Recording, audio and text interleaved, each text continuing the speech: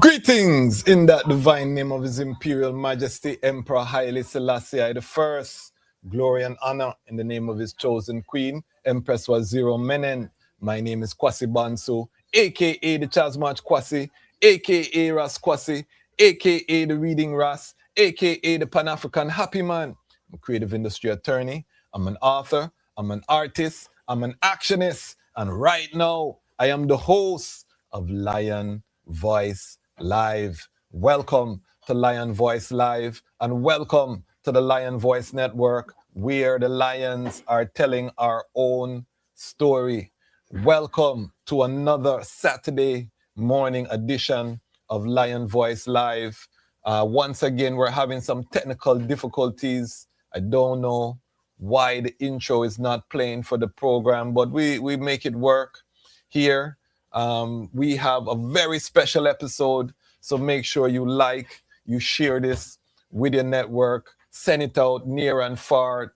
This morning, we are headed to the southern tip of the continent, Azania. We are going to Cape Town to reason with a legend, living legend of Rastafari. This brethren is a battlefield angel. I've been hearing about this brethren struggle for years upon years. And finally, we have him here. There's no other platform that has the global reach of the Lion Voice Network right now. And that is through the powers of His Imperial Majesty, Emperor Haile Selassie I. And we are going to continue to bring the item, our global family, as we bring this global unity. This is the time Armageddon is upon us. We are watching the global catastrophe, the fall of Babylon. And in the midst of that global catastrophe, we see Rastafari coming together, Rastafari rising.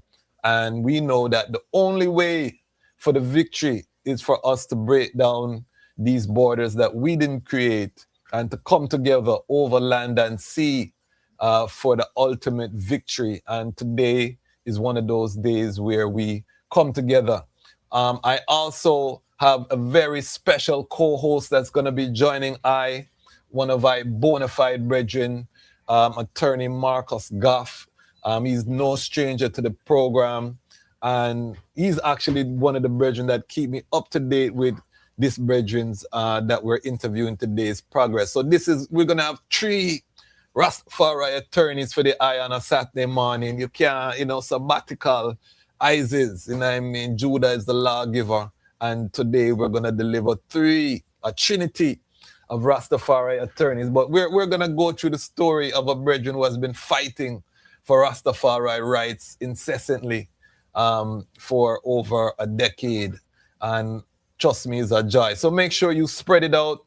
We weren't able to play our commercials, so let me just take time to big up all of our sponsors. Before I big up the sponsors, let me big up the greatest online community on the planet Earth, the Lion Pride.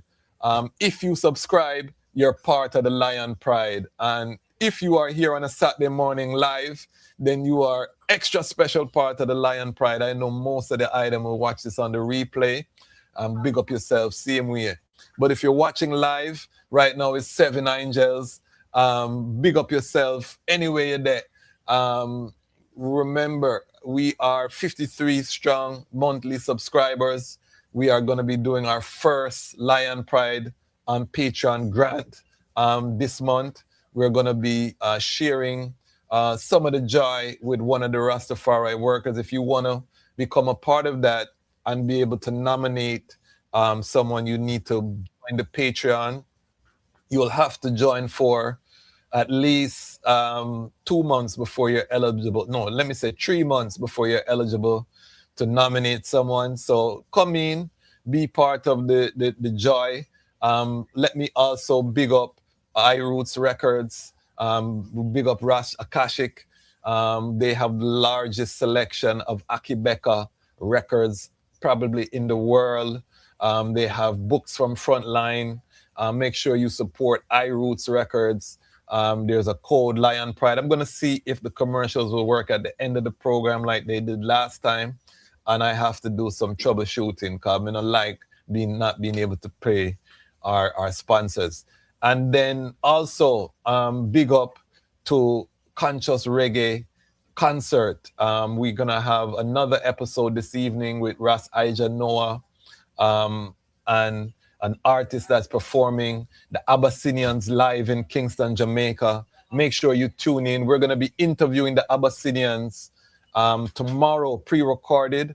I'm going to open up some ad space on that interview. So reach out if you want to have your ads running with that historic interview. The Abyssinians, if the item know Sata Masagana, Shedrach, Meshach, and Abednego, some big tune. We're going to be interviewing the Abyssinians. This is going to be a history for the channel. So if you want to have some ads running with that, for the first time, I'm opening up Lion Talk, which is our pre-recorded show. That's our highest rated show on the channel. I'm going to open it up for advertising. So if you want to be a part of that, reach out and you can be a part of that vibration. Also, big up Woman Painted in Purple. Big up Sister Devani Green, sorry. She has her novel, which is a thriller. It's about some sistren who have faced domestic abuse and they become, one of them become a vigilante and start slew the rapists, them and the oppressors. And this is a novel, fiction novel, but it deals with some serious topics. So make sure you support that, www.devanigreen.com. I'm going to try to play the commercials at the end of this episode. Like I said, we're going to do some troubleshooting. So big up all of the sponsors. We'll have the links also in the description of this video, so check that out as well. Big up all of the ones them who have been supporting the growth of the platform. We love the item. Make sure that you like, subscribe. Big up all of the item who make this possible. Big up Frontline Books, Raseku, our legend. We are coming forward on the 27th with Reading Ras on the Front Line, which is our monthly series, 3 books every month that we highlight. You know that I am the Reading Ras. You see the symbol? We read physical books over here, and we want to promote that globally, the reading of physical books. This is part of Rastafari Liberty. Haile Selassie had a private library and read physical books whenever he had a chance. Several pictures of His Majesty reading books. So this is part of every Rastafari should have a personal Trueberry, and every Rastafari brethren and sisters should be reading physical books. So we have our legend Sekou Tafari, who will be giving us our 3 books of the month, and we're looking forward for the item to support. Buy a book, give a book, read a book. It's a power. Also, big up Brother Carl Philpotts, big up Wally Kings, all of the graphics and design, all of the sponsors of the platform. Let me bring forward my co-host. I see him here ready now. I'm going to bring forward my co-host for the afternoon. Big up Ras Marcus. How you do? Yes, I giving thanks, man. Giving thanks. Come on, listen to the eye. Giving thanks to be here with the eye. No? Yeah, man. I tell them that we have a trinity of attorneys this morning, Ras Marcus. How you feel? Yeah, if I give thanks, I'm say, boy, think about the reasoning and, the journey and Ras Gareth Prince and, Rastafari struggle with herbs and the law, It's a real sad story, but going through it now, I think we're in a victorious segment or part of the journey, So we're just giving thanks and knowing that better must come. And, I'm just appreciate loving where we are come from. And for those who don't know, Ras Marcus is one of the preeminent legal minds in Jamaica, fighting ganja cases in the court. Famously, he won a case and 200 and plus pounds of ganja returned to the Rastafari community. And them mania dep on the front line, dealing with this historic work. I'm just sad I couldn't be there with my brethren on the front line in the court, but him well equipped to deal with that. So I just want the people to know the pedigree of the co-host today. But we're not going to itch too long. I see Ras Gareth Prince well ready. So we're going to bring forward the lion. and make sure that the item put an emoji, put something down in the comment section, give a warm welcome to our guest this morning, the Honorable Ras Gareth Prince. Royal Blessings King. Rastafari, Xavier, man and man, and the Yes, Lion I Tribe all over the world. give thanks. Warm greetings from a chilly Cape Town. We are entering the winter season down here by us now, my lords. You know, Okay. but it's a joy and a pleasure, to find myself here with a trinity of legal minds today in the house. As Ras Marcos have said, it's been a tough battle, but Rastafari go before I, and I Majesty experience like the Christ experience, you know. So it's for I to follow, and to draw strength from that experience, because we know joy soon come. Um, we have a tradition here before we get into the case and the technicalities. We have a tradition here on Lion Voice and Lion Talk on the network where we ask our guests to step into the Lion Voice time machine. The eye is a living legend, so we want the eye take us to the moment of your birth and to give your origin story. You know what I mean? From your own lion mouth. Where were you born? What was your journey to Rastafari in the southern tip of Africa? Yeah, man. So I make my entrance into this realm again in 1969 on the 6th of December. Yes. And my birthplace was right here in Cape Town, the mother city. Yes, this is the place which has the greatest concentration of the original First Nation people of the South, the Kwe and the Kam people that are generally known as the Khoi and the San, the original inhabitants of South Africa. Yes, nowadays our people here in South Africa, they are called by the misnomer of Calads, as if they are the result of black people and white people coming together. But that is not a fact because indeed the yellow or the brown people of this region of Africa were the first people here, and currently in uh, in in South Africa and Ethiopia are the oldest specimens of fossils that are found on the face of the earth. You know, so indeed the title of First Nation people is very appropriate to our to my ancestors, the Kwe, Kwe, man of man. Like His Majesty title is the King of Kings. Ours is to say that we are men amongst men. That is the title of my ancestors. But it is indeed our people that have experienced the highest level of downpression and the most brutal downpression here in the South. Our people's tongues were cut out if we spoke our indigenous language to the extent that although I'm a well learned person, I cannot speak 5 sentences in my ancient tongue. That's how heavy the downpression was upon our people to the extent that they sought to kill out a language. And that the majority of my people today they speak either Afrikaans, which is the language of the downpresser, or English. We have Dutch as well as English colonizers within this country. And the language that evolved from the Dutch colonizer was Afrikaans, and obviously the English one are the ones that bore us English.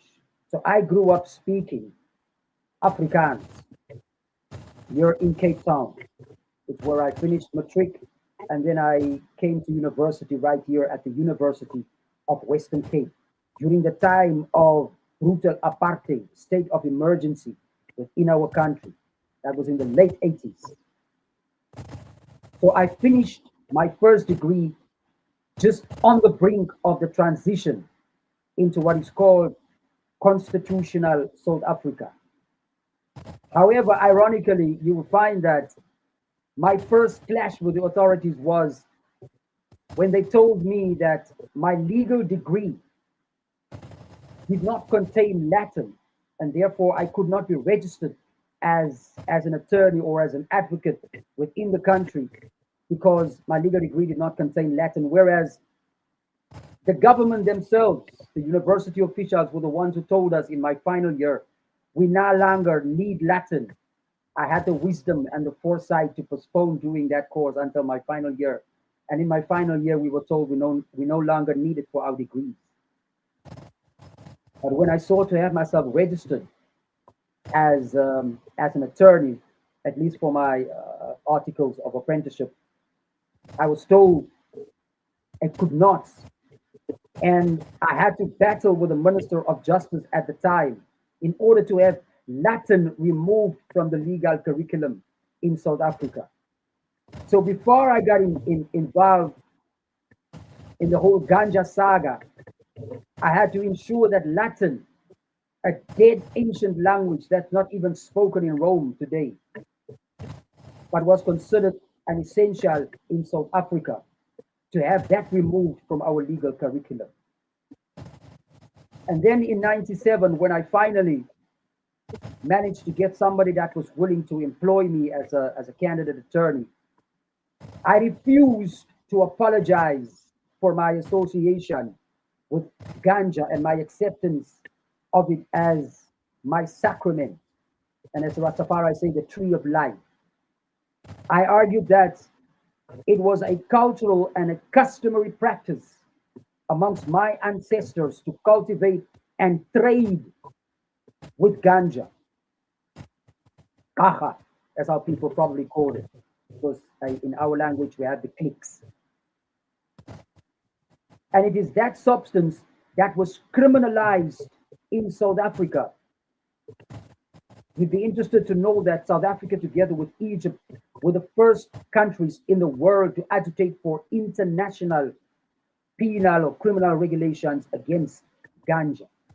In our country, they said it made the natives rebellious and it caused young white girls to give away the punani freely and easily to black people. Hold It on made there. them sexually Hold on. licentious. Stick a pin, because we're going very fast. Did you grow up in a Rastafari family?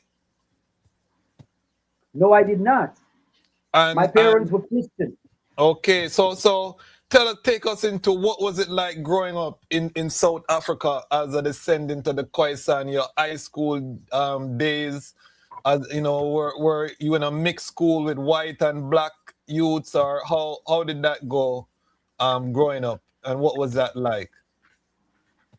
So you would know that in the 70s, in the 80s, growing up in racist apartheid South Africa, the philosophy and the policy of racial division was very acute and strong within society. Black people stayed on their own, and there were no brown people staying with them. Brown people stayed in their own communities, and there were no black in our communities. We went to school. There were no black children at our schools. There were no brown children at black schools, and there were no black and brown children at white schools. So racial division and the whole notion of racial purity, which the apartheid government wanted to create, was strongly practiced. So we grew up not having any interaction with members of the other tribes within South Africa. Yeah. So it is this whole idea that this separation, it breeded contempt and hatred, and especially for our people. I mean, like being a reading youth from birth, from a very small age. You know, that's the one thing that my father instilled in me: reading.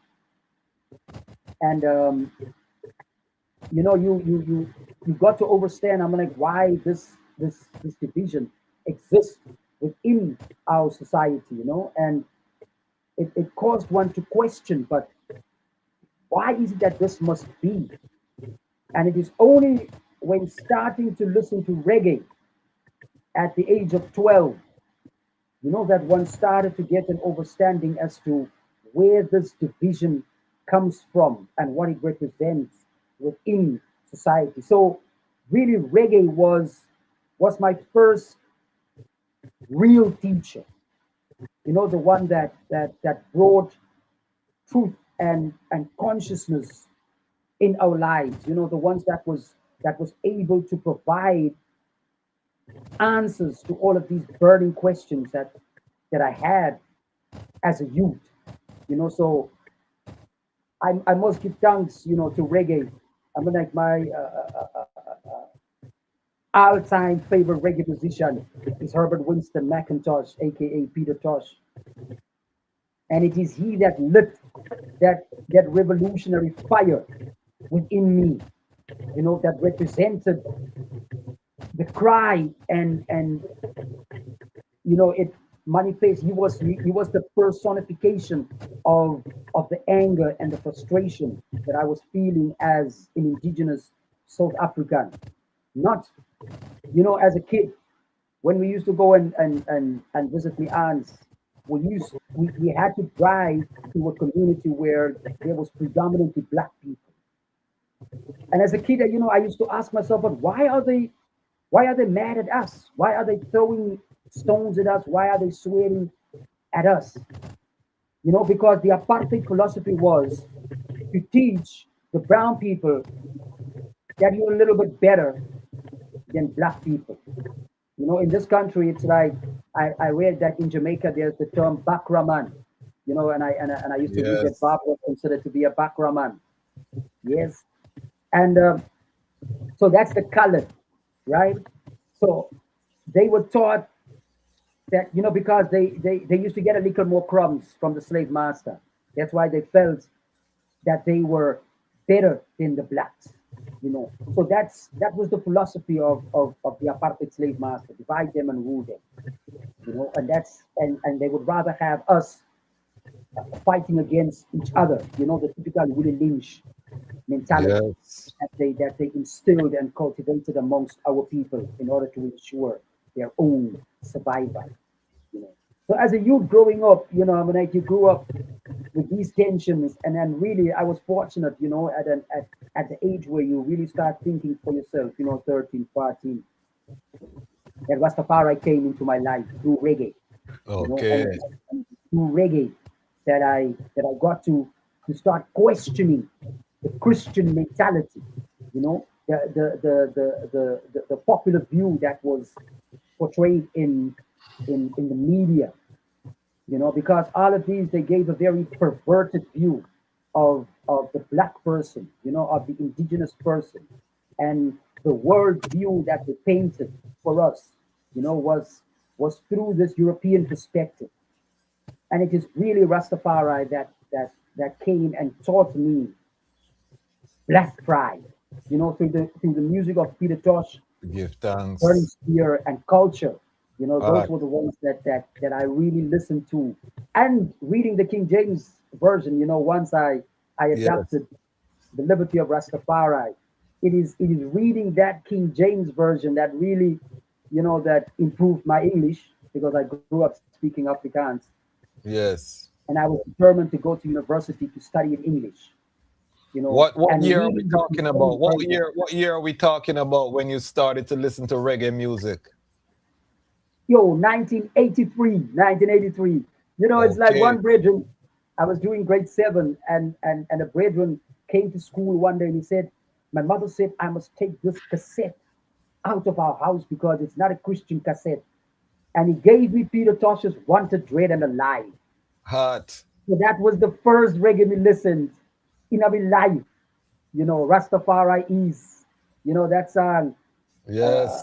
is the Lords of Lords and Mighty. Savior.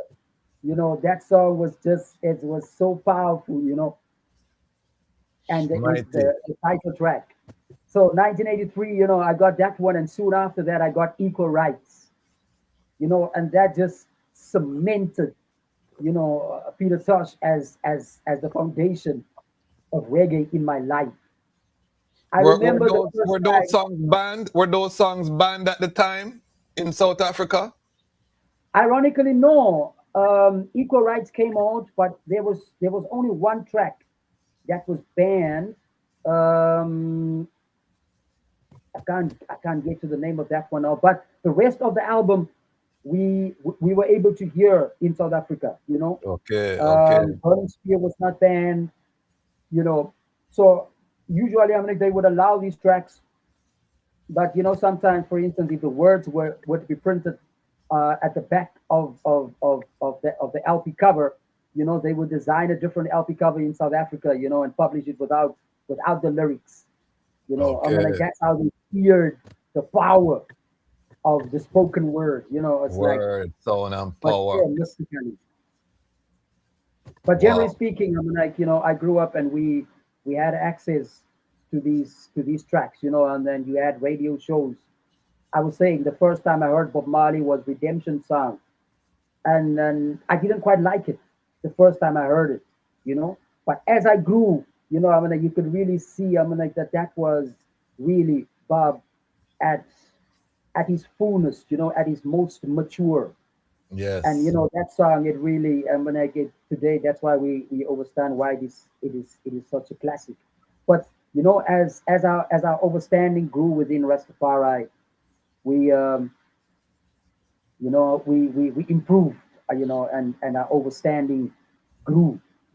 Like I What didn't like rock music in the beginning, but now, I mean, like as I grew within Rastafari, I come to accept the value, and I can yes, see the beauty of it. yes.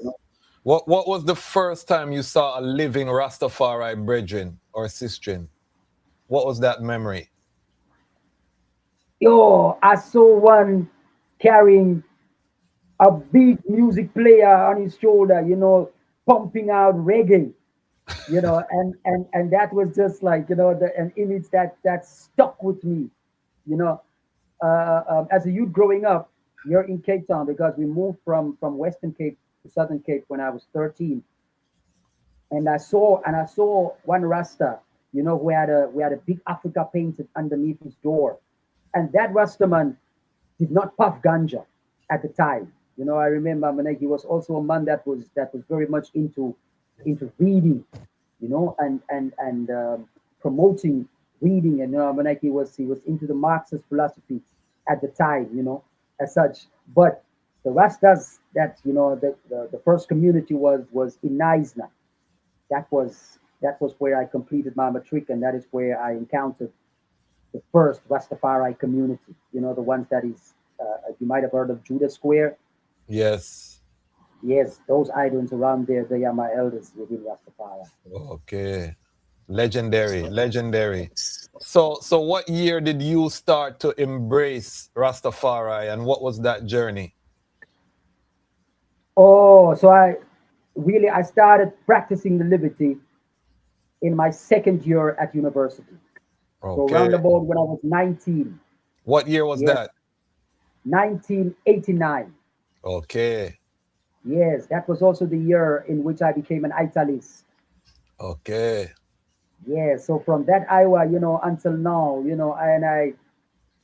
I've been abstaining from meat, we've been abstaining from alcohol and tobacco, and living according to the Nazarite vow, like Okay.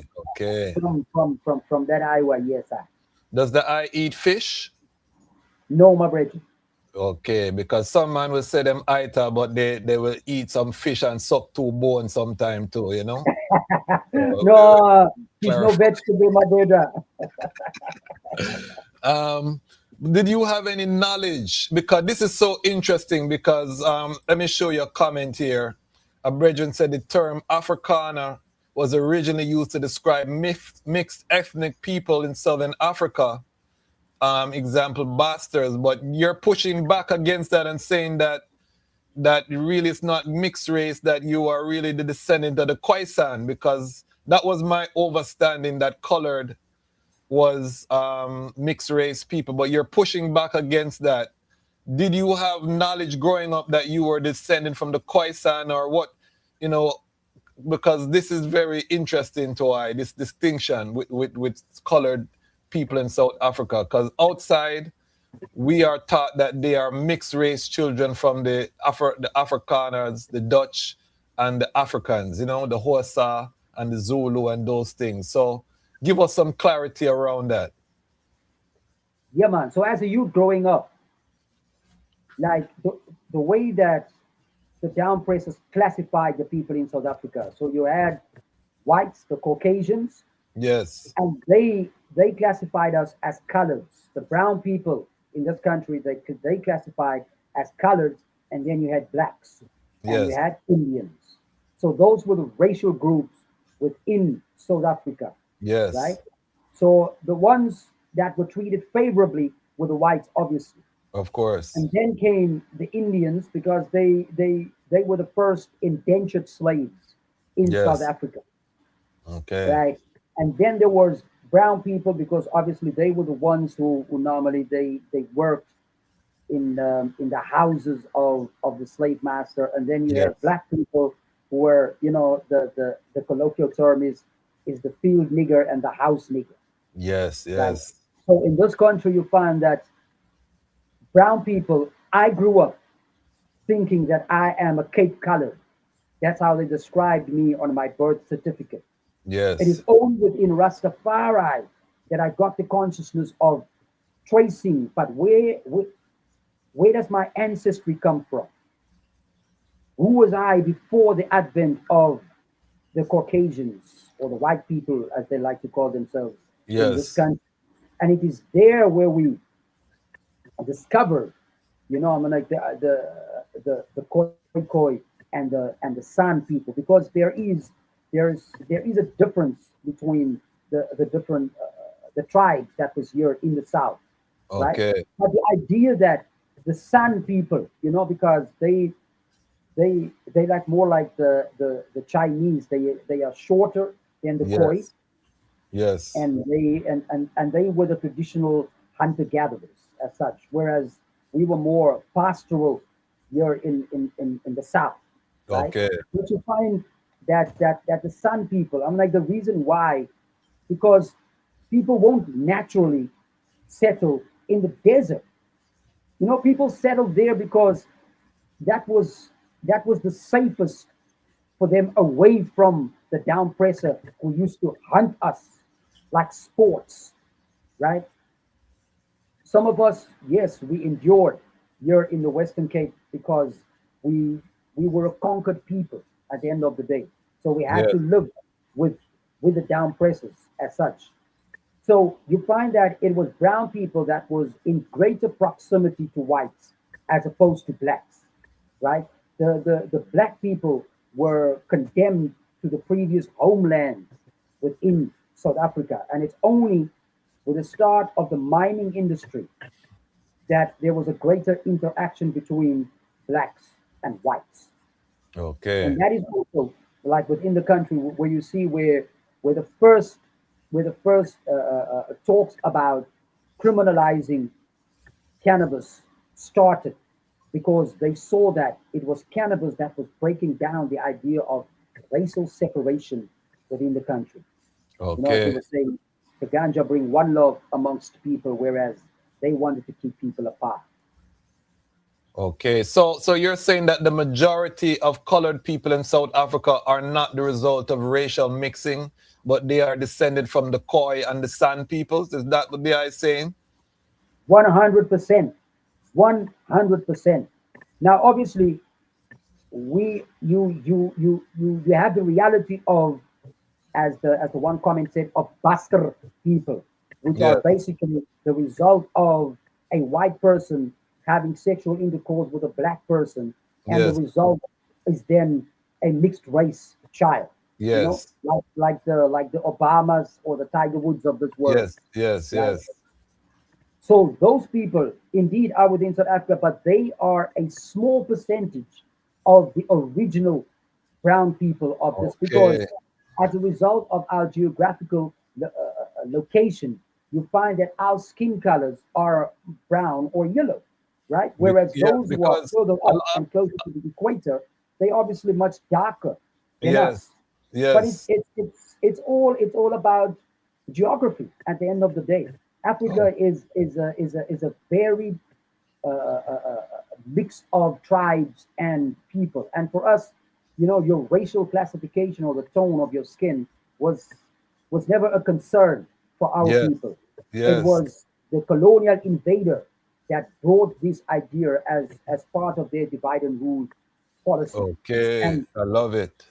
And yes, obviously people don't know that it gets quite cold in South Africa. Even snow is possible.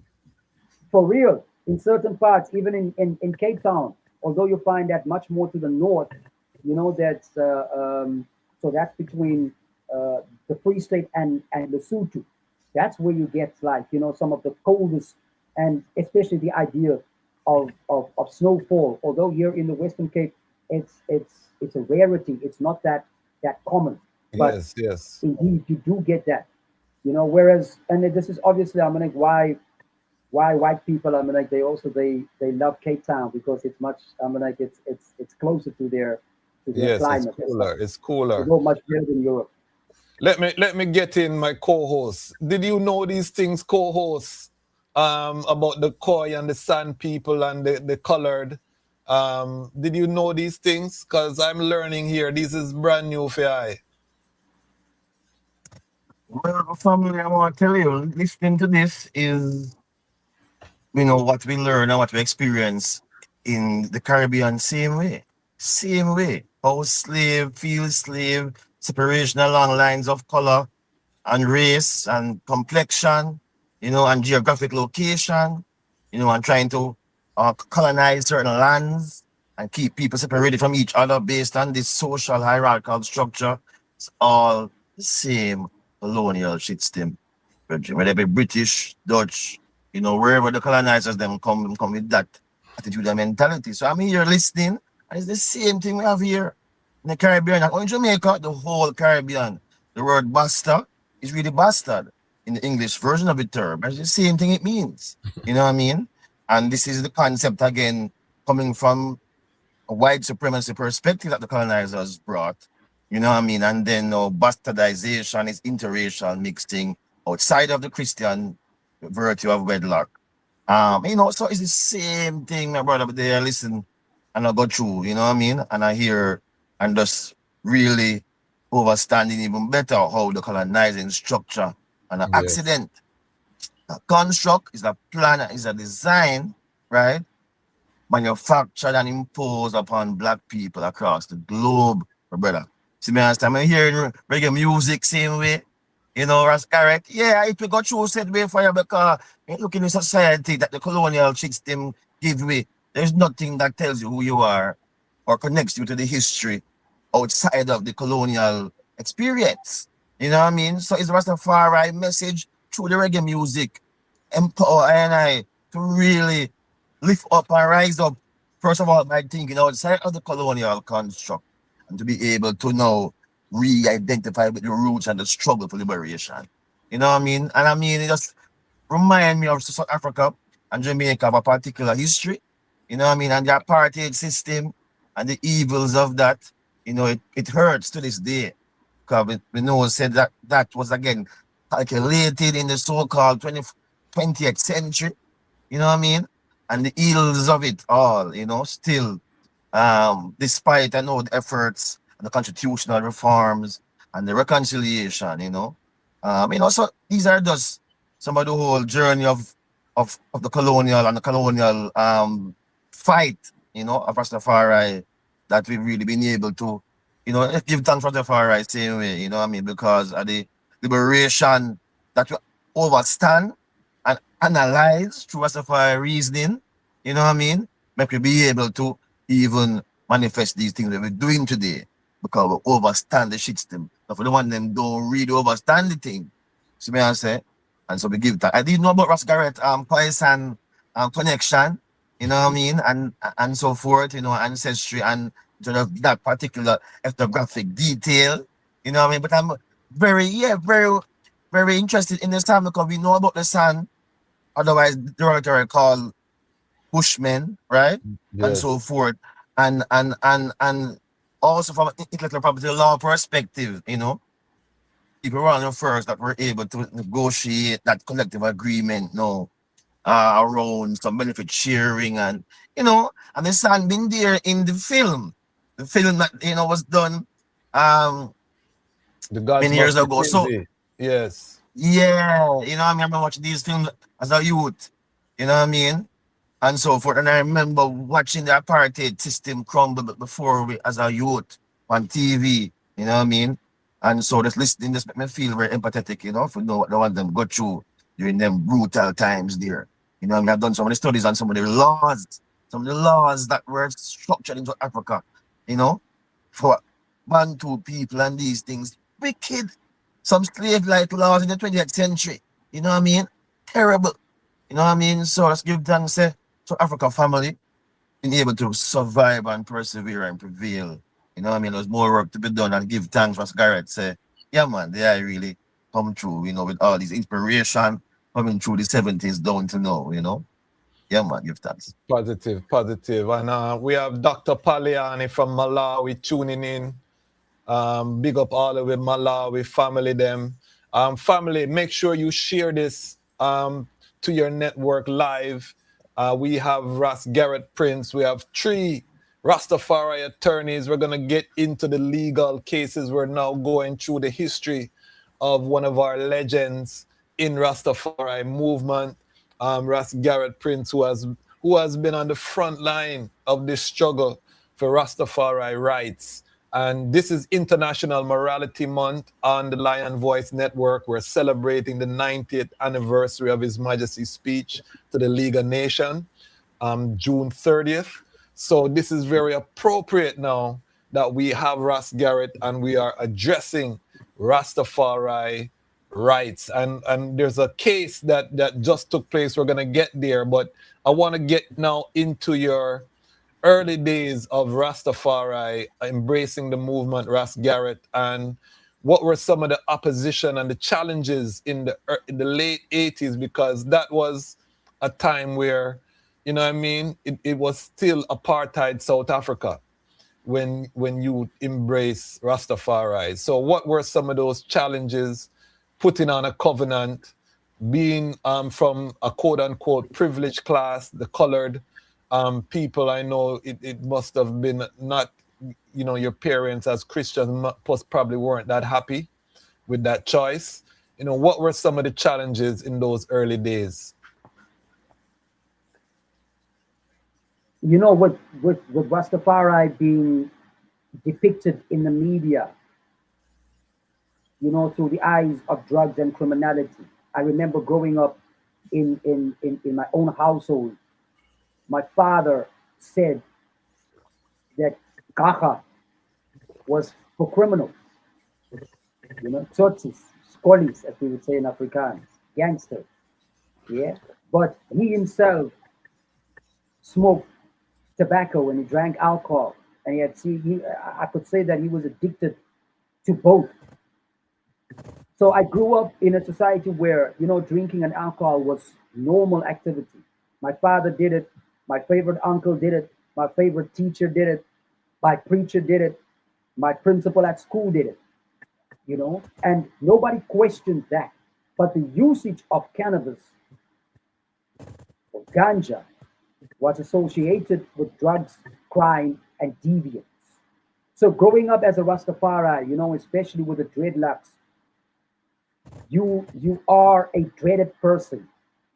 You are a feared person.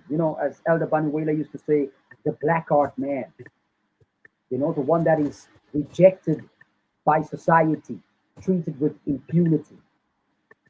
And in South Africa, during that time, a state of emergency, those who promoted Dacha was seen as an enemy of the state. And you were treated in the very same way as a revolutionary. Now, being hunted by the police at that time, it did happen that I acquired a criminal record for being in possession of ganja while I was still at university. So after having completed my degrees, I then had to register myself as a candidate attorney, and that is where the whole battle began because I could have chosen to lie about my criminal record, but as a person that defends truth and right and justice, I saw no need for me to hide the fact that I had a criminal record because my criminal record was for something that I deeply believe in, and not just believe in, but practice. I told the Law Society, I do not smoke tobacco, I do not drink alcohol, I am a vegetarian. I choose to use cannabis as a sacrament and as a part of my life in fulfillment of my philosophy that ganja is the tree of life and that it aids my meditation, my spirituality, my physiology, and that therefore it needs to be respected in the same way that you tolerate people who smoke and drink. The fact that there are laws against it is beside the point because there were laws that prohibited people from marrying across racial lines. There were laws that compelled Africans to carry passes in their own land. We had several laws, apartheid laws, that were immoral in principle and unworkable in practice. And we argued that the laws against cannabis was one such law, immoral in principle, unworkable in practice, and therefore unconstitutional.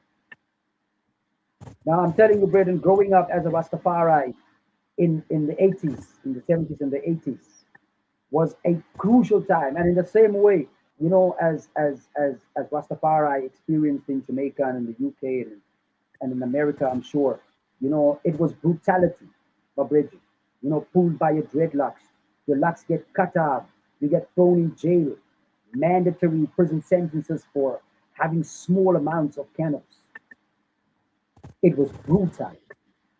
But yet, we fought that battle and we were at the front line of that battle because when injustice becomes law, then resistance becomes duty. And Rastafari taught us that you have to be prepared to make the ultimate sacrifice for your beliefs and your principles. And like Rastafari, who didn't bat an eye when he stood in front of the League of Nations, demanding justice for the Ethiopians against the brutality of the fascist Mussolini. I stood up and demanded that there be justice for our sacred plan, that there be Isaiah. justice for our sacred economy. Because in this country, Adrian, you'd be interested to know that the first billionaire Afrikaner family that became billionaires without robbing the diamonds and the gold and the platinum and the uranium. They became billionaires by selling alcohol and tobacco. And Hmm. they managed to do that on the back of cannabis criminalization. Because in this country, they paid the laborers because slavery was outlawed in 1834. But they paid the slaves with wine. They had the tot system. And that is how they addicted our people to alcohol. South Okay. Africa has the highest rate of fetal alcohol syndrome in the world as a Mm. result of that system. Mm. That is one of the most crucial facts that is out there. And one of the things that Rastafari have taught and preached to these people is that it is ganja alone that has the ability to redress that concern within our society. It is ganja alone that has the ability to cure people from drug addiction because there was a very deliberate plan by a man by the name of Wouter Basson in this country. They call him Dr. Death. Hmm. And he was instrumental in creating ecstasy in order to capture revolutionary white males and also in the production of mandrax, methicillone, to which the majority of a great number of indigenous youths became addicted to mandrax. Now it's obvious that people would take their refuge to any substance, whether it's alcohol or tobacco or mandrax, because the frustration of down pressure. It's understandable.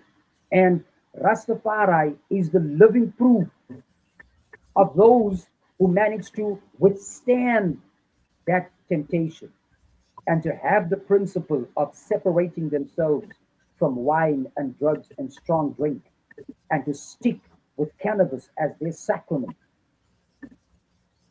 And it is one of the reasons why we are portrayed as a danger and a threat to the system because Serious. they see what it is that Rastafari represents to the youths there. Serious, serious. And it makes sense now because we also hear South Africa has high rates of domestic violence. But when you overlay that with the alcohol that I talk about, it makes it very clear why these things are overlapping. You know what I mean? Anywhere you have alcohol abuse, you're gonna have domestic violence. You know what I mean? So again, this is another systematic way that the system keeps black people down. And I was taught that apartheid was actually modeled after Jim Crow in America. You know what I mean? So a lot of the apartheid system was modeled after Jim Crow, and of course, you know, Jim Crow was modeled after the Willie Lynch, which came out of Jamaica. The slavers in Jamaica, of course, it lead back to Britain. So this is when we say it's one link, you know what I mean? One people, one adversary that we fight in terms of this global white supremacy.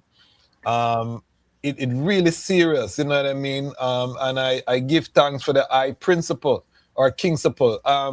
My co-host, when you hear Ras Gareth, how you feel? Yeah, but, in terms of the global struggle for indigenous rights, same way too. You know what I mean? I mean, say the link between how the indigenous religious and sacred practices have been outlawed. You know what I mean? And you can think of the on the indigenous side peyote, and similar kind of tradition, and then how in many of the communities, if you look at even on the North American continent, many of the indigenous communities, are particularly been affected negatively by, the whole, disruption of their indigenous livelihoods and communities and the invasion of alcohol in their homes. You know what I mean? It's been a big issue. So and I think that globally the whole context of colonialism, and the impact and legacy of it, we're still grappling with, you know what I mean? Many years ago, a professor told me that, colonization there's nothing left to write about colonialism because it's been written already, you know? And I was explaining that Fry and I, who are the victims of generations of that, listen, we are going to be struggling for some time to come to unravel all of the mess I'm saying we have been done to I and I. Governance, society, home, family, self-identity, land, structuring of justice and order, all of these things, need decolonizing.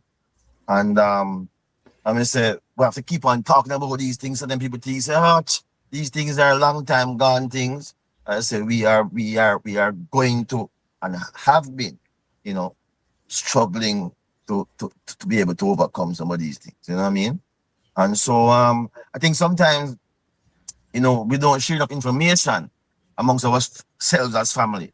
What's Yes. happening in this side of the world sometimes very much mirrors what's happening on the continent, Africa, even other parts of where we have our global, communities and families.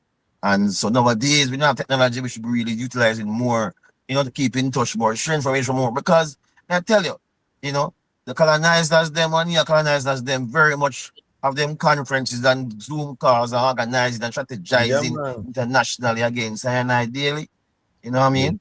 So give thanks again for Lion Talk Live platform so we can connect. Give thanks. And one of the reasons I don't take it personal that less than 1% of my audience is a monthly subscriber is because we have been programmed not to support anything that I do. You know what I mean? This is why we could have millions of Rastafari around the world and not one Rastafari school operational with a Rastafari curriculum, because remember that in slavery time, if you saw someone breaking free and you help them, you are punished, you know. So there's something called epigenetics. When we see someone striving and doing something good, our programming as black people is to sit back and don't do nothing, you know, because we fear the repercussion if we join that person and things go wrong. So I don't So take it personal. I have 74,000 subscribers on YouTube, and I have less than 50 monthly subscribers globally. And I mean, less than 1% of the audience. And why, you know, sometimes I look in myself and say, why the people them not support the thing? But then I have to remember, because of colonialism, because of slavery, black people don't support when other black people are do things. This is why we don't have a lot of institutions in our community, because we would prefer to watch someone and see if they're going to fail than to say, you know what, man, going to give us strength and make sure that this thing work and that, you know, we have a first class Rastafari media operation. So I want to big up all of our monthly supporters. I have to take time and just put that in my family then, because you know, so we're on the back of field for I the Rastafari same thing, you know. independent underline media. Yeah, man. And the same thing for you, because as what Ras Gareth is saying now, right? When the structuring done, the ones who is in the brown category are going to naturally want to align and be taught to align with the ones who are in the white category. So I say, Yes, that's how it go everywhere, you know, everywhere where everywhere. this Yeah, man. colonial European structuring, that's how them do it. So therefore, when you see now black man has strive this, you know, not gonna really align with that. But if the white man has strive, you quick for jump on quick and Of go course, throw in your money. everybody have a Netflix account, you know. Everybody pay All that right. and glad, you know. Them glad, them so happy if you go watch Netflix.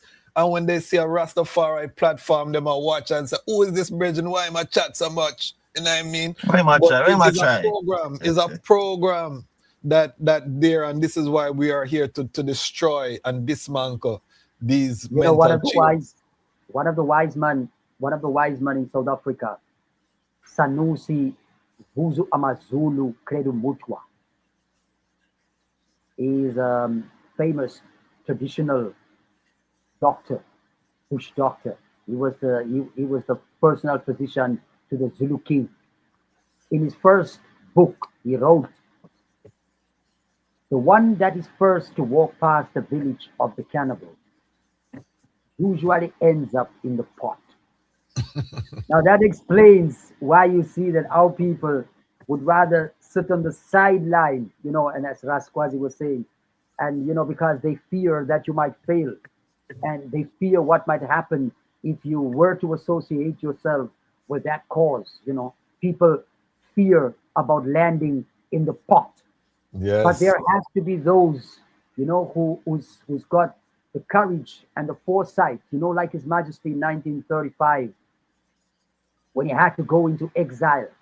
You know, enough people, I mean, like them say, yes, he was a coward. You know, I mean, again, we had the Honorable Garvey at the time, you know, saying that, you know, those using those exact words, you know, and people they like to portray that as a tension between Garvey and His Imperial Majesty. But for me, there was never any tension. You need to understand that in 1935, the position that Marcus Garvey occupied and the responsibility of keeping the hopes and the dreams of black people alive and being a lone voice in the wilderness, being settled with that responsibility. Indeed, Garvey had to say what he had to say, you know, but I never saw any tension because His Majesty had to do what only he was able to do at the time in order to Yes. see the fight through to the next stage. You understand? That's why, Yes. as Wasquazi was also saying, we can understand why it is that our people behave like this. And again, in what I'm currently experiencing is the same way. Like I've said, for the past 28 years, I have not been allowed to practice the profession that I qualified myself for. The Cape Right. of Good of Law Society deemed me not fit and proper to practice law in 1998. And their verdict was, which was upheld by the High Court, that until there is a proper law put in place, I cannot practice law. Wow. So I Take us, went to take my us through that community and whole said, process. Take us through that whole process from the all beginning. right, You started talking about, you declared that you had this arrest. Take us through the whole journey, the whole story of your fight to practice law in South Africa. so within the legal profession in our country, you had to study 5 years at university, complete an undergraduate and a postgraduate degree in law, which I did. And then there was another 2 years of practical teaching that you had to. So law in my country was a 7 year study. And when I applied to be admitted as a candidate attorney, I admitted that I had a criminal record because to practice as a lawyer in our country, there was a requirement that you couldn't have a criminal record because lawyers in general must teach people a respect for the law.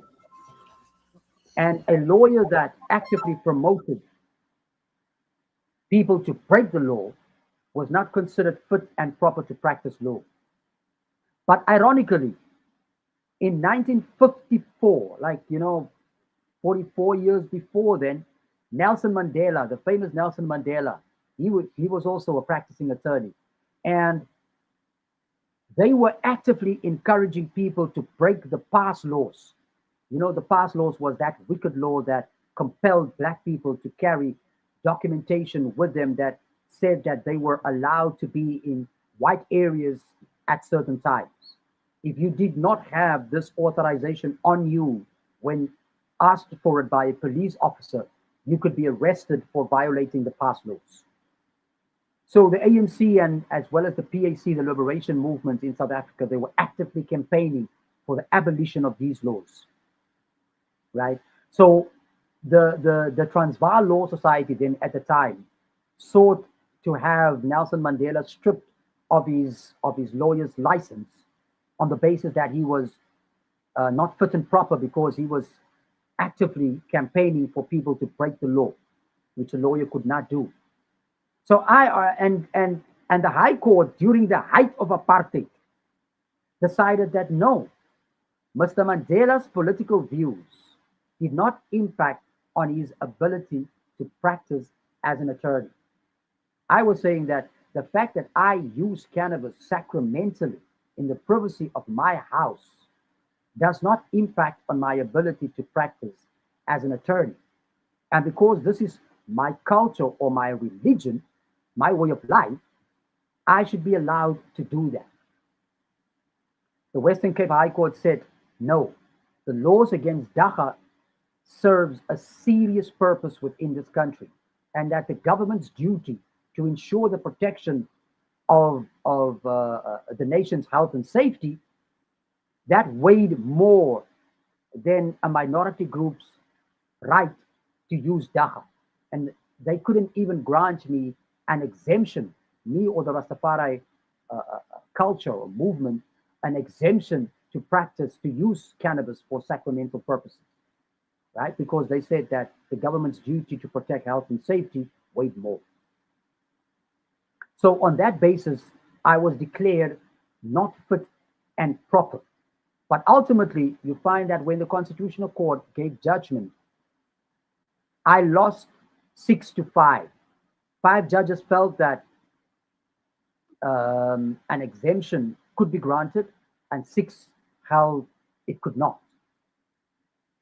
There's one particular justice who said that, you know, South Africa had a history of having very able people that were initially deemed not fit and proper, but ultimately proving themselves to be very distinguished jurists in this country. And because Ayman demonstrated that that I am a person of principle and integrity, that I should have been allowed to practice. However, the majority felt different, and therefore, for the past 28 years, I've not been allowed to practice law. But I feel that there is a much deeper understanding in this, because cannabis was criminalized because it is the one aspect of our liberty that really allowed the indigenous people to build an economical base for themselves. It was the way of getting them out of the economical starvation Hmm. that the West put us in, right? Because alcohol and tobacco, the means of production, was controlled by the downpressor. We were only laborers in those activities. But the farms and the factories where these things were being produced were owned by the one percenters in our society. Hmm. Cannabis was predominantly, or is predominantly, in the hands and in the control of black and brown people. Hmm. And our argument has always been it is the government's duty to ensure that our tax monies are used in order to create the infrastructure that would allow black people to build an economy of scale around cannabis. God. And because of the threat that, especially the Rastafari community, because it is I and I more than anybody else that represents the image of a proud African, a Yes. self-reliant African, an African that can build a self-sustainable economy that is not centered around white people's things and their method of doing things.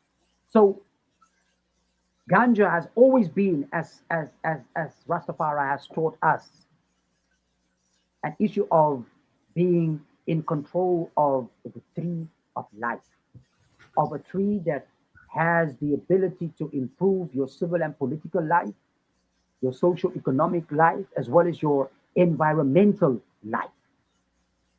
And that is why the plant, our case that we are currently having, why that is so important, because for the first time in our jurisprudence, we have a case that involved all three generation of rights.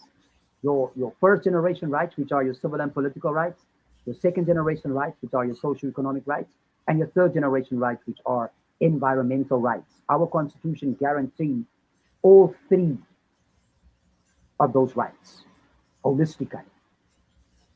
So my battle from 1998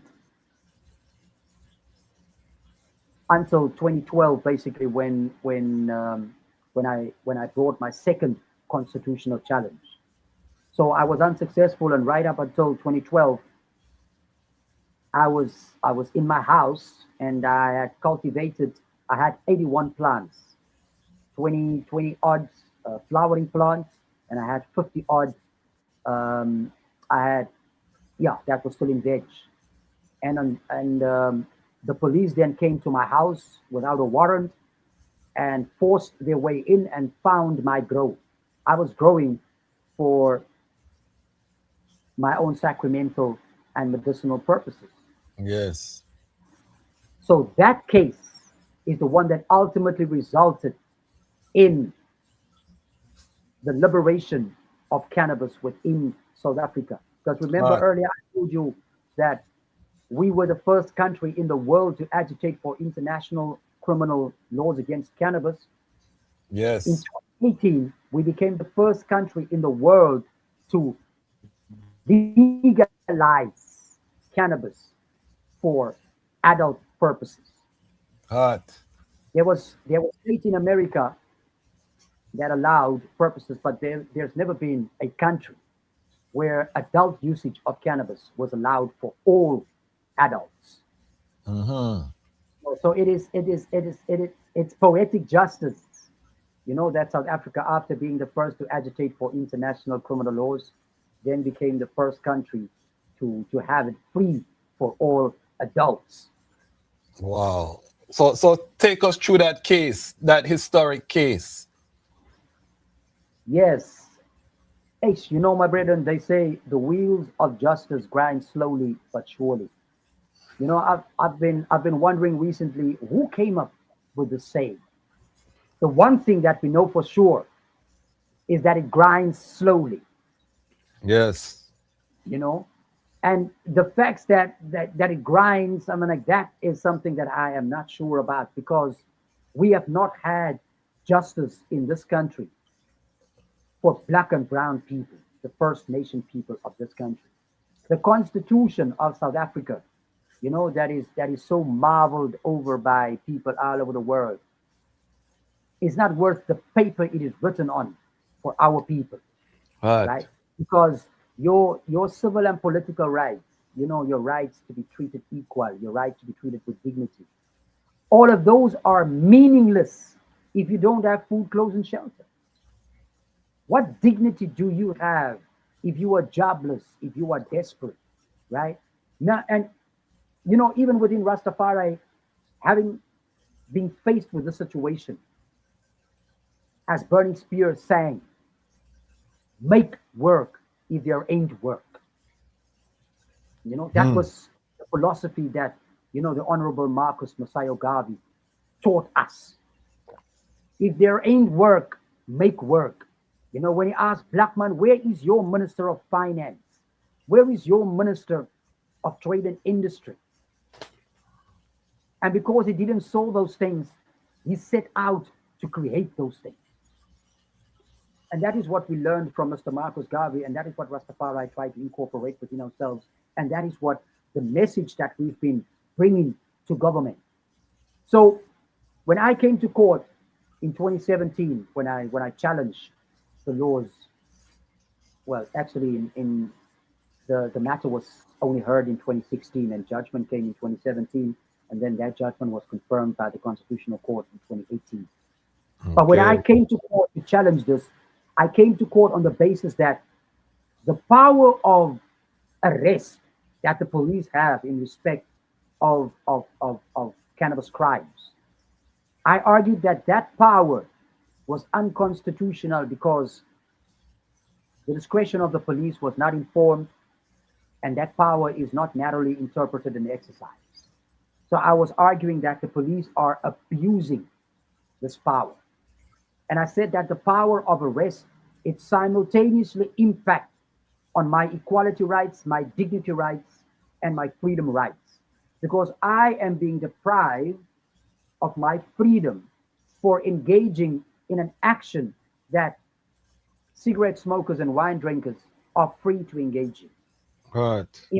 If you allow smoking and drinking in your society, you've got no business telling ganja people that they can't smoke or drink cannabis. Equality before the law dictates that. But because, as a result of the apartheid legacy, there is what in law is called naked preference. Now, in our constitution, equality is the first mentioned right, and quite Hmm. rightly so, because of the history of apartheid in this country, where black and brown people were seen as inferior and not as equal to white people simply on the basis of our skin color. And it is for that reason that equality is the first mentioned guarantee in our constitutional Bill of Rights. Right. But that equality is not demonstrated and it's not inculcated in the law, and especially in the power of the police, because the police have the power of arrest above us. They came into my house without a warrant, disturbing my sacramental growth. Right. And that is why we went to court to argue that the laws against dacha was unconstitutional in the context of our constitutional democracy. And whereas the court found in our favor, the injustice was such that the relief that we got from court was not effective or meaningful relief, because what the Constitutional Court gave with their left hand, which was to find that the Dacha laws are unconstitutional, they took away with their right hand by not authorizing a legal source of cannabis. So the contradiction that we've sat with ever since 2018, the 18th of September 2018, is that although the right to use, possess, and cultivate ganja is guaranteed, there are no legal sources of cannabis. So, which means that every time that you seek to buy cannabis or seeds or clones, you are violating the law, which gives the police the right to arrest you. And the arrest figures in South Africa shows that the police have not slacked down on arresting people for using cannabis. And the reason why that is because they are using cannabis arrests to make it look as if they are doing their jobs. Because without the cannabis arrests, police figures would look pathetic.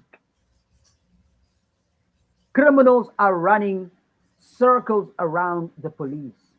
Violent crime is on the increase. God. And the main driver of violent crime, gender-based violence, is alcohol.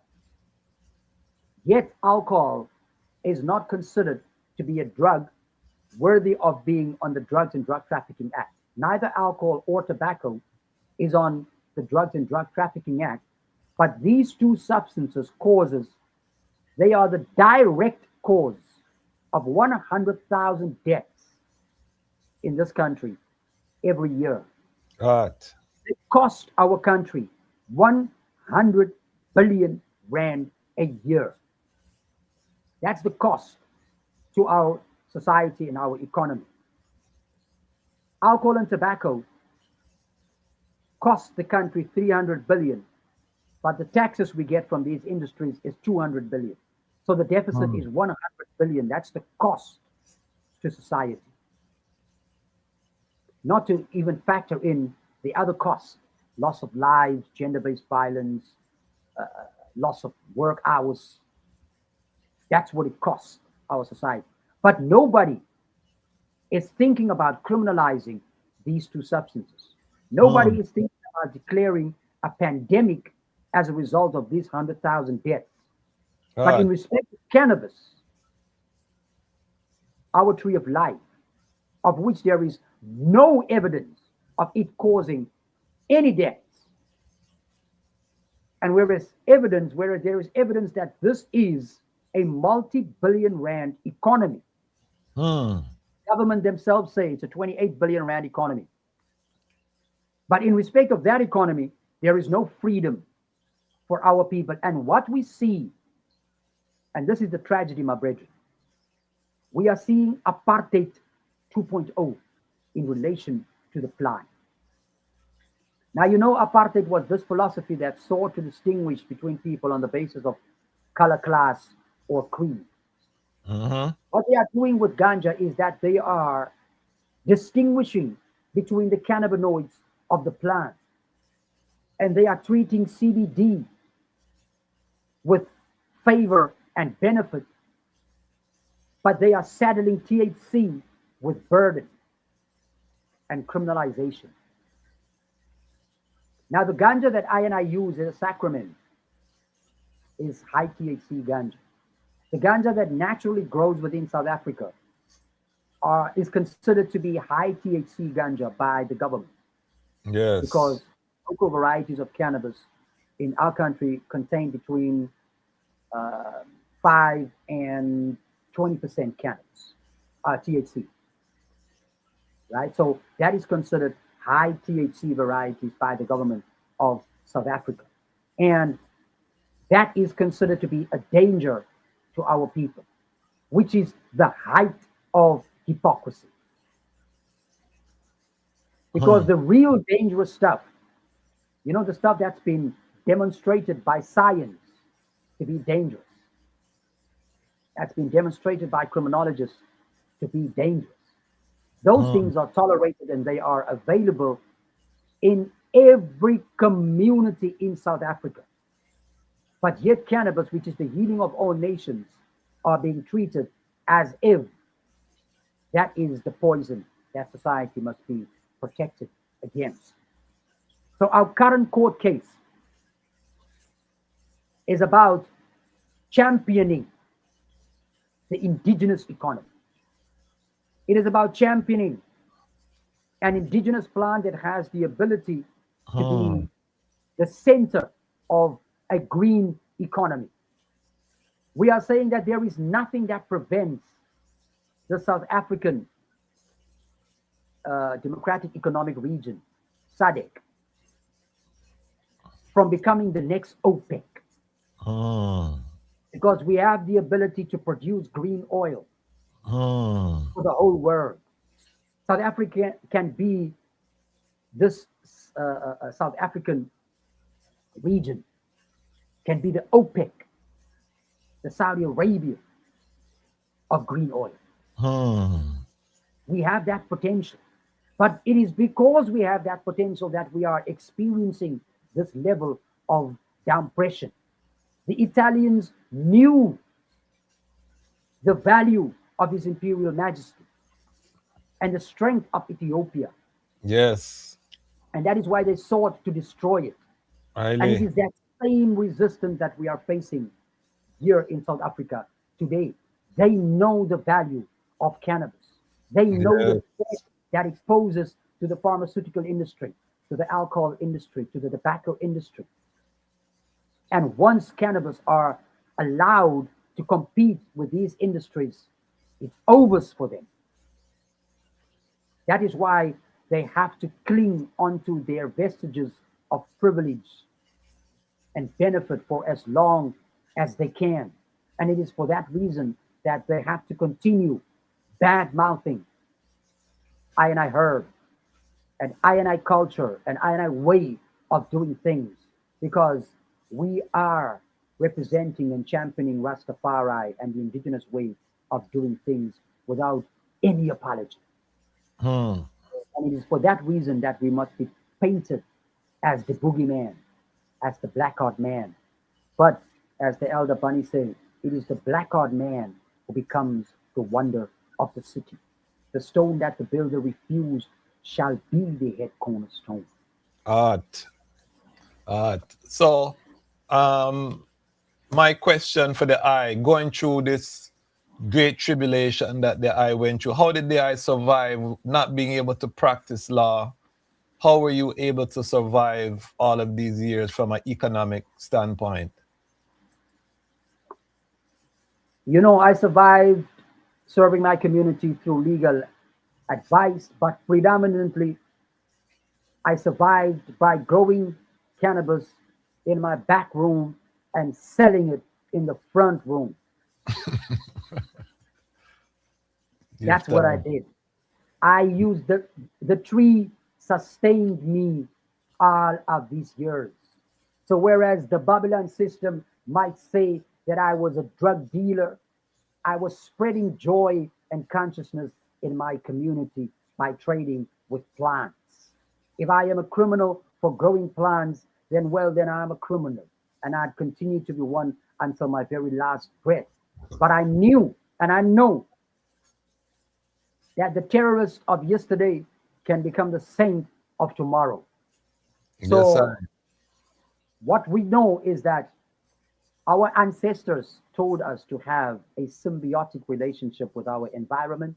And it is that which I cultivated and which I build upon by growing trees.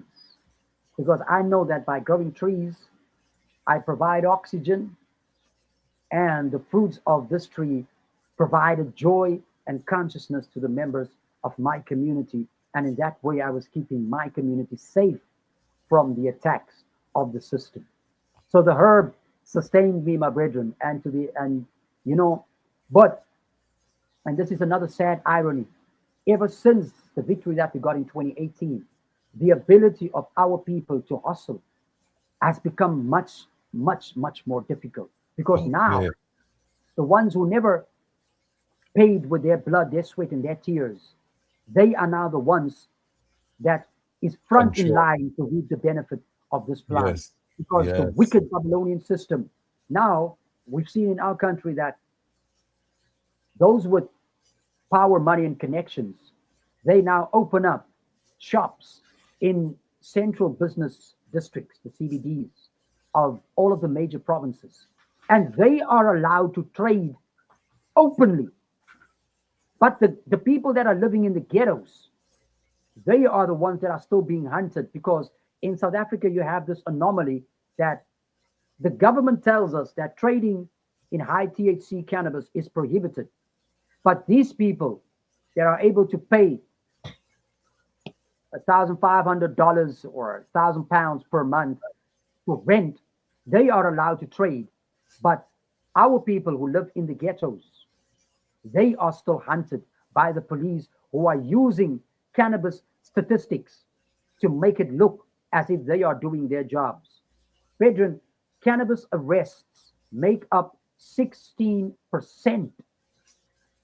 One category makes up 16% of arrests within this country. Wow. Whereas we have thousands of murders in this country every quarter. In South Africa, at this stage, we have about, it would be around 20,000 murders, between 20 and 30,000 murders per year. Wow. The majority of these remain unresolved. We've got tens of thousands of sexual violent crimes within this country, the majority of which remains unresolved. Hmm. Assault with the intent to cause grievous bodily harm. These crimes are not solved. The police are losing the battle against these, but they want to continue with a senseless war on drugs, which does not serve any legitimate government purpose and which has Purpose. been held by the High Court to be a disproportionate response to the issue of substance abuse within society. And they are holding back the indigenous economy. To make one example, we got an offtake from a foreign country, a foreign company that has a foothold in South Africa, who wanted to buy 500 million liters of biodiesel from us made from cannabis. That's a couple of billion in gross domestic product for the country. And instead of empowering and assisting us in order to be able to fulfill this contract, government dragged their feet. We put together a comprehensive proposal at our own cost, whereas they were paying white consultants millions of rands to draft such proposals. We gave them such a proposal, but still, they did not come to our aid. Hmm. We have the technological know-how within this country to fulfill within this offtake, something that would have empowered thousands of local and small farmers, Hmm. people that find themselves in a desperate economical situation. And the president have promised to help them. But still, when the time came for them to issue the authorizations in terms of which people would be able to plant a hectare or 2 hectares of cannabis, they didn't want to issue the authorizations. And they came up with some bombo clad reason for why they couldn't issue these permits. You understand? And we are saying, but you are not practicing what you are preaching. You are saying that it is your desire to empower your people and to fulfill within the basic needs of people. Here, Rastafari is offering you an opportunity to work with a reliable, a renewable resource. through which you would be able to empower your people, the previously disadvantaged, through which you would be able to create a new social compact, Hmm. through which you would be able to make agriculture relevant and sexy, as people are saying, right? And make it of interest to the youth of today who are separated from the soil, right? Our kids are much more interested in digital stuff, right? But we need to get them back to work in the soil because it is from there that civilization starts. Yes, I. Providing an alternative to the youths to this whole illusionary world that they want to get us captured in.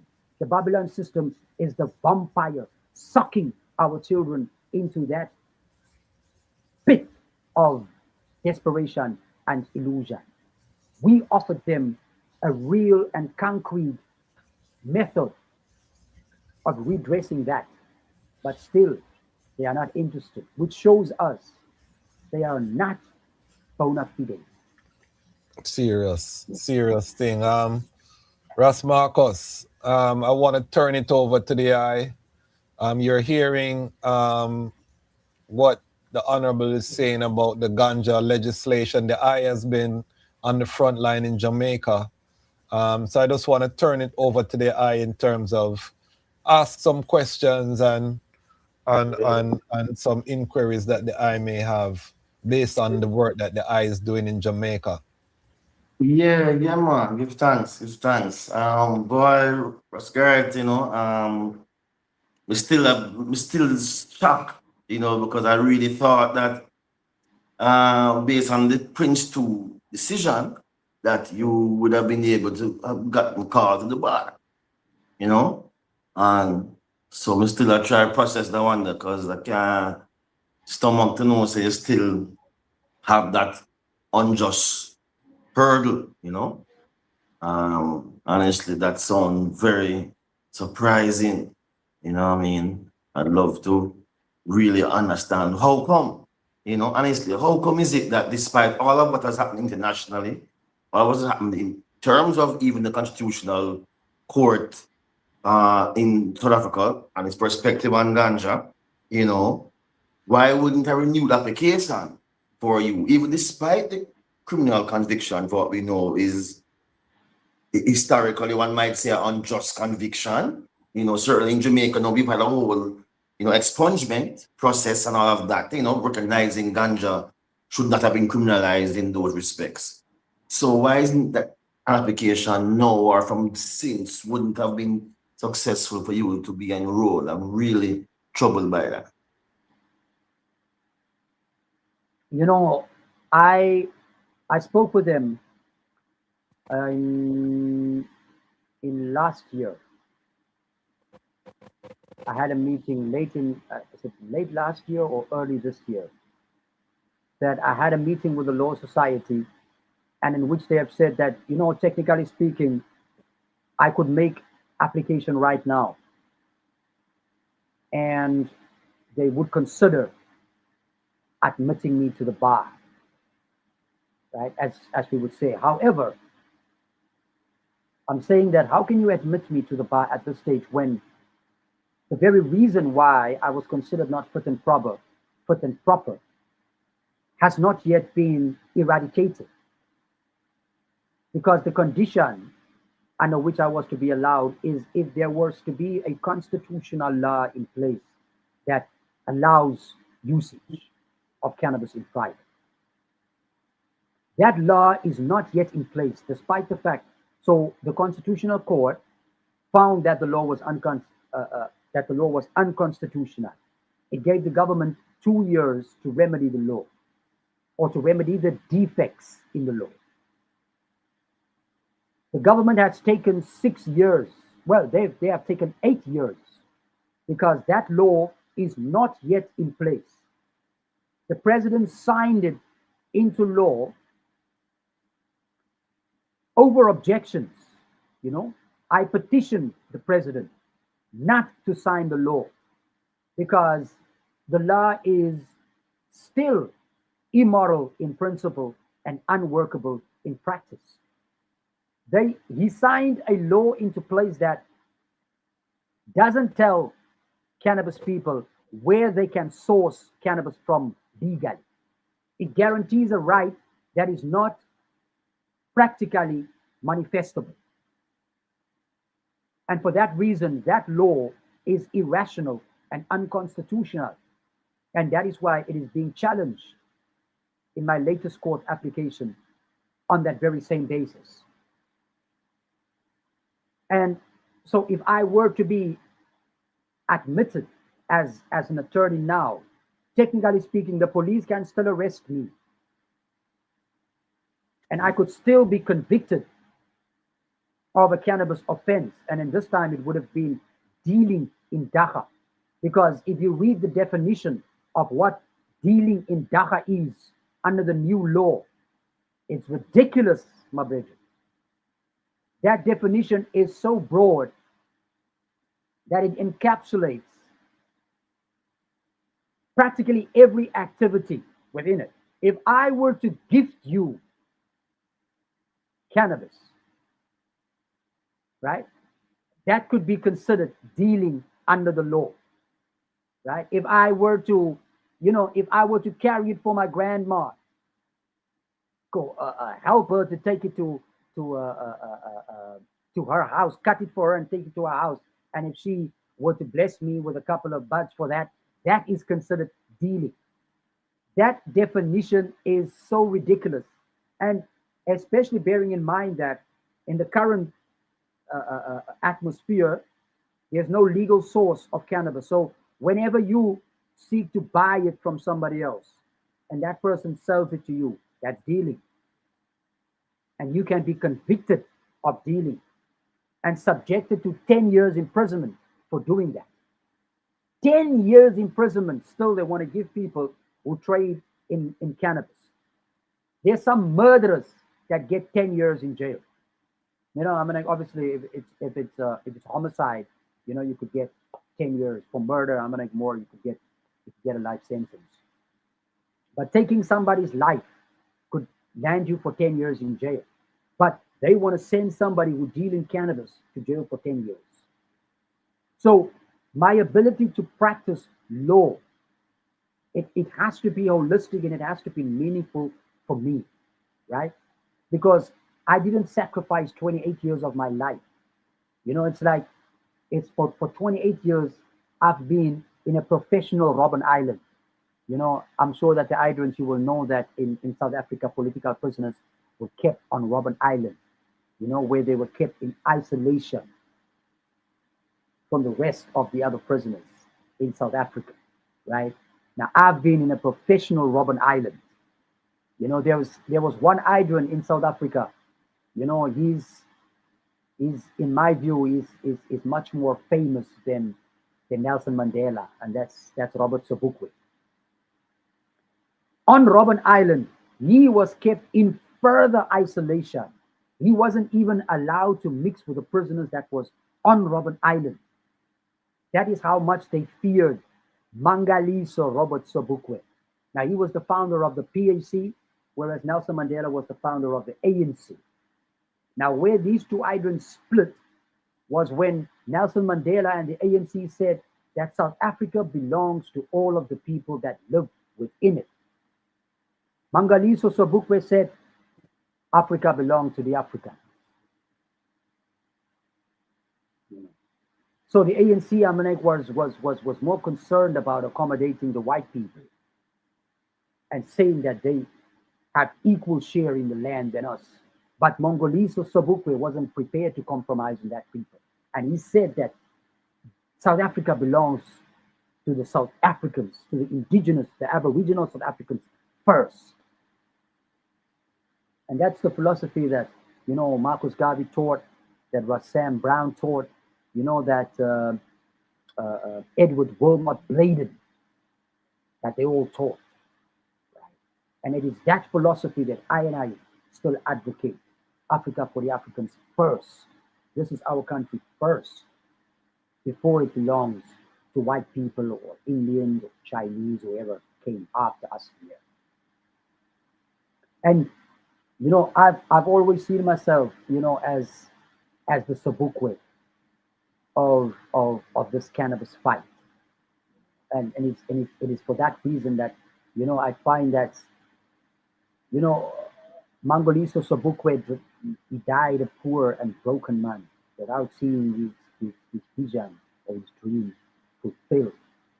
You understand? But me, you know,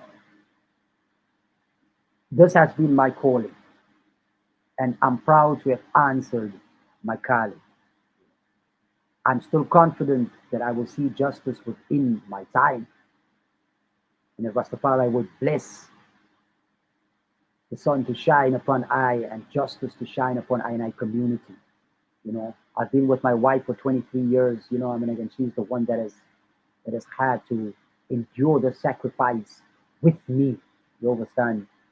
And yes, I'm like how with a woman then, I'm like that is a difficult struggle upon its own. You understand? But I've been fortunate, I'm like to have a queen that was able to stick with me for all of these years and bless me with two beautiful children. But it's the family that had to make the sacrifice. And my True. mother is still alive, and one of the biggest frustrations that I have in life, I mean, like, is the fact that that I haven't been able to give them what I know that they deserve, and especially my mother who raised me and made so many sacrifices for me. The fact that the system has prevented me, I'm like from being able, I'm like to give her what she deserves. I'm like is remains one of my greatest frustrations, as such. But we push on through, we push on through because we know that this battle and this struggle, and this is the greatest honor in my life. The fact that I've been able to work towards, or to get us a step closer to the freedom of this plan, to be able to show to the world, indeed, that cannabis can indeed be the savior of the world. Like she was of the American economy just after the Second World War. She can be, like in this country, Nelson Mandela is seen as the moral savior of this country. I'm saying that cannabis is going to be the economic savior of the people of this country. And the fact that I've been able to advance that struggle, that is my eternal privilege and honor. And I give thanks to that still. Thanks, Ras Gareth. I mean, another lifelong commitment, And but I tell you, me, yes, I feel discouraged for no say that I still and get called to the bar. I mean, no, say other ones, enough one out there that feel discouraged. I'm want to tell you say that there's no shame or feeling like the struggle ease up because you decide to go forward and get the call into the bar. And I know that with that you'll be able to even do more. You know what I mean? Represent more people and the struggle as well too. You know what I mean? And yeah man, I would love actually I'm right here thinking about it. I would love to come and join the eye at the calling of at the bar, my brethren. Yes, I would fly over and be there because you can't feel good with the struggle globally for Rastafari ganja rights. And ganja rights, irrespective of Rastafari, and knowing that the I don't get that justice, it feel very, very uncomfortable, may I tell you. Feel, you know, can enjoy my victories over here if the I still battle and lead that unjust framework. And I'm saying that our law, as you know, in Jamaica has you know, I mean, 11 years and it now got perfect. It have to go through a whole lot of different stages and changes to get to better because it's a whole mindset, it's a whole colonial, we have to try peel back that brainwashing against ganja to have people really, and policymakers and legislators really get the right legal framework, you know what I mean? So I don't want I getting called to the bar to await the perfect legislation.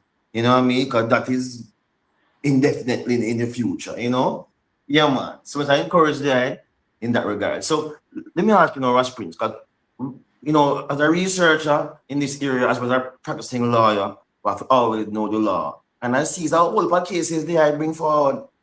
You know what I mean? I'd love to really know how many cases did I really bring forward, Ras Gareth, from the first case till the appeal, till the second case, till the constitutional court, till you have a third case. How much case did I really fight on the ganja level? I'd like them to really just explain this journey, make the people know the legal system is torturous, but you know, yeah, man. Yeah, man. Yeah, man. So in under the South African legal system, I've got 6 reported cases in our jurisprudence. Yes, You sir. know, my case. So the first constitutional case, Prince One and Prince Two, as it is reported. Very, You very know, famous cases. Number one was the Prince One and Prince Two are fundamental constitutional law cases when it comes to rights around ganja for the entire common law world. But I just want to give people them that important information. Yes, sir. Go through. yeah, man. So in the first decision, in Prince One, the Constitutional Court for the first time at that time, normally if you come before the Constitutional Court and you are unsuccessful, your matter is simply struck off. But this time round, they decided they're gonna call me back to court. They gave me an opportunity to go and collect more evidence, right? So in Prince One, they did find an old racist law. They found unconstitutional in Prince One, right? There was a time when the appellate court, in order to strengthen their position, they increased the appeals court from 5 judges to 11 judges, and that law was held to be unconstitutional in Prince One, right? And then they gave me the opportunity to bring forth more evidence about how ganja is being used and how it is distributed within the country as such. And then I had to come back, and that was Prince Two. So that was when we lost 6-5, right? In Prince That Two. ended in Prince Two, yes.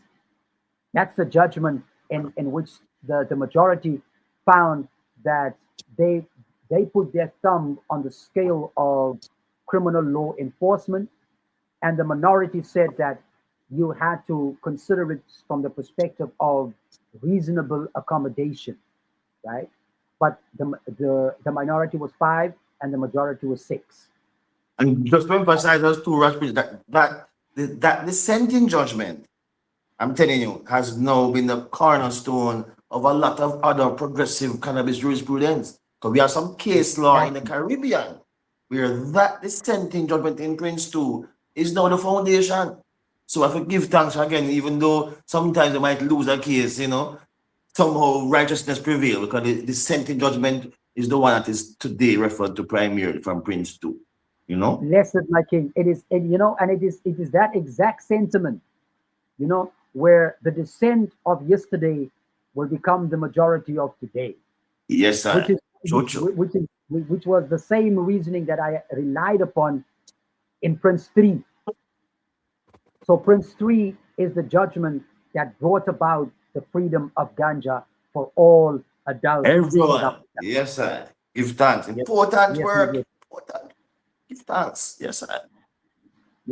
It was a long journey ultimately, Amanek, and it's still not completed.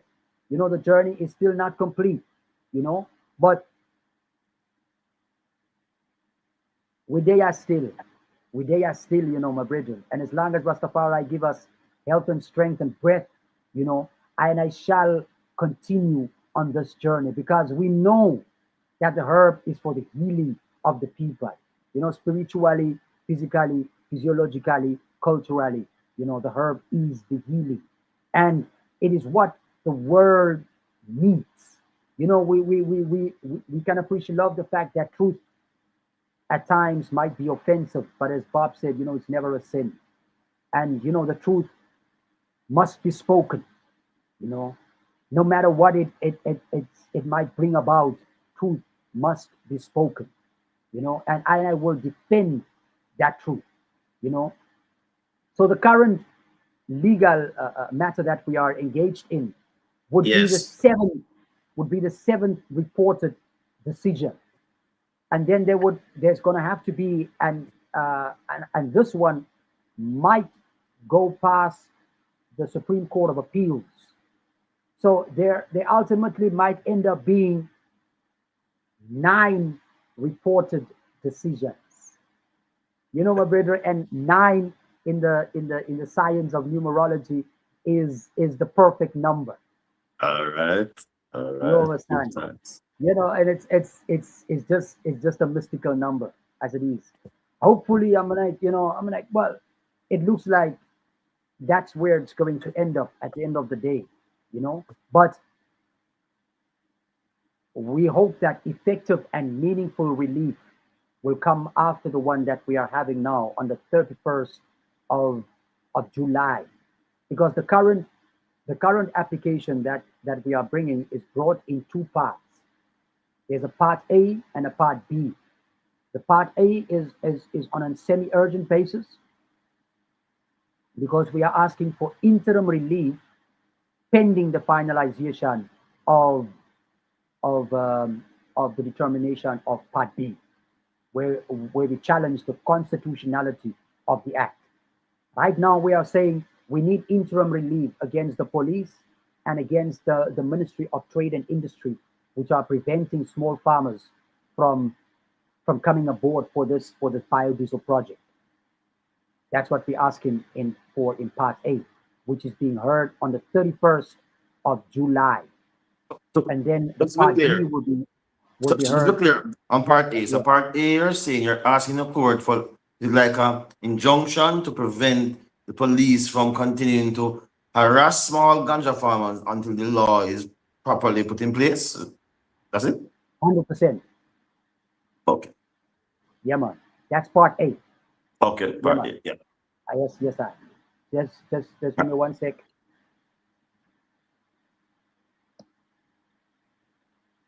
So we're interested in discussion there. Yes, yes, Yeah. Ras Gareth Prince, I tell you, said the history is magnanimous there. It does much, you know. Yeah, man, Ras Prince. So Ras Prince, you are saying part A, because what I want people to understand, of course, is that it's not only to say we're going to decriminalize, you know, 'cause what Prince is saying is that they have a decriminalized law, but the decriminalized law itself is not good enough, right? So it's a challenge to the existing decriminalized law to say it is still unconstitutional. So part B now is about what, please? Right. So now, hey, and this is the thing about lawyers. It's like they they love to confuse. Because lawyers they get paid by the hour or by the day. They like to make it seem as if it is difficult and complicated. You have files and files and files of papers in the court, right? So the Constitutional Court founded unconstitutionality on the grounds of privacy, right? Now, the duty of Parliament then, what Parliament interpreted that to say that we only need to remedy the defect of privacy, which we say is irrational because the Constitution says any law can be challenged on the basis that it is in violation of any of the guarantees in our Bill of Rights, which means to say that any law must simultaneously comply with every guarantee in the Bill of Rights. So All when rights must be protected. Yes. correct, so the fact that the Constitutional Court found it only invalidity on the grounds of privacy didn't mean that the drug laws are compliant with the other guarantees in the Bill of Rights, right? Because the court, and this is as a result of the judicial policy adopted by the Constitutional Court, right? The manner in which they administer their own affairs is that in constitutional matters, they do not give broad justifications, or they do not discuss as a general rule, they do not develop reasons for more than one violation. And the reason for that is because they don't want to, well, they say the reason for that is because they don't want to limit the ability of the executive and the legislature, right? So in South Africa, power is divided between the courts, the executive, and the legislature. These are the three arms of government. The duty of the courts is to pronounce upon the validity and the constitutionality of laws. The duty of the executive is to introduce policies and laws and make laws. And then the duty of the legislature is to pass those laws. Now, our law requires that each of these arms of government respect the powers of the other and that they do not trespass into the realm of the other, right? So the court, when they pronounce on the constitutionality of laws, they don't give broad pronouncements. They give minimal pronouncements, right? So because to find unconstitutionality on one aspect invalidates the whole law. So That's the right. whole law is then unconstitutional, but the court generally pronounce it as it's unconstitutional on the grounds of privacy.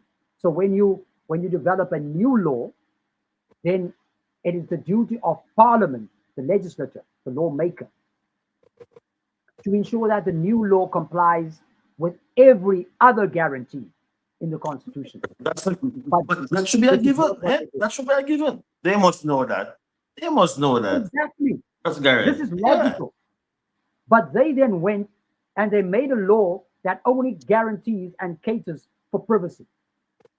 And doesn't have nothing but And they freedom of called it, religion, freedom of expression, freedom of conscience, nothing like that. the Cannabis for Private Purposes Act. Now, I'm Okay. saying that this is a contradiction in terms because it implies that you are going to need cannabis laws for agriculture, you're going to need cannabis laws for trade and industry, you're going to need cannabis laws for medicinal purposes, whereas they were supposed to have developed one holistic cannabis law that simultaneously caters for uh, medicinal needs, recreational needs, industrial Right. needs. Right. One law, a holistic law, which is what they were supposed to have developed, but then they gave us this minimalistic version. And I'm saying that that is unconstitutional. And the fact that this minimalistic law does not make provision for a legal source of cannabis, that results in what Canadian appellate courts have called a legal absurdity, Okay. right? So if a legislative provision makes provision for the use, the possession, or the cultivation of cannabis, but it maintains an absolute prohibition on dealing in cannabis, and it does not provide for a legal source of cannabis, then that results in a legal absurdity in the sense that the user then risks arrest and detention if he or she seeks to exercise the right, which is the position that we are currently facing in South Africa. Now, our constitution also tells us that you're supposed to learn from the experiences of other democracies in the world, right? So the South African lawmaker was supposed to have consulted what Canada has done. They were supposed to have consulted, what like the Germany's, which are the constitutions that we draw strength and inspiration from. But they didn't, right? But I was able to discover these cases with my limited resources. I was able to come across these cases. And if they had regard for these cases, then this would never have happened because they would have been able to remedy those defects within the law. But I'm of the view that they deliberately Yeah. omitted these because their intent was never to do justice by us. Like the whole idea, there's our first Chief Justice is a gentleman by the name of Ishmael Muhammad. And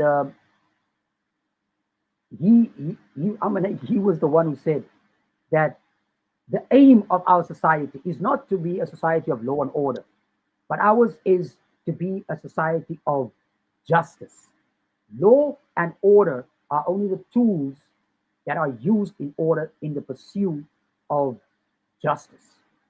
And there has to be justice for the cannabis community. There has to be justice for the indigenous community of South Africa. And if the laws does not serve the interest of the people, and if the law doesn't have a solid moral basis, then the law is unjust, and unjust laws must be resisted, right? Unjust laws must be resisted. He said, law is not its own justification. Law only serves a purpose if it serves the interest of justice. And that is what we are saying. We are having laws currently. The government demands that we obey and serve these laws. But these laws are not serving us. These laws are not advancing our interests, right? And therefore, these laws must be resisted. Understood, understood. That's correct. Understood, understood. So let me ask you then, in terms of freedom of religion, then, because as you said, the privacy case is the most recent landmark, right? But it didn't touch in any way on the issue of freedom of religion. And so, and the new law doesn't either, right? That passed in Parliament, right? So Yeah.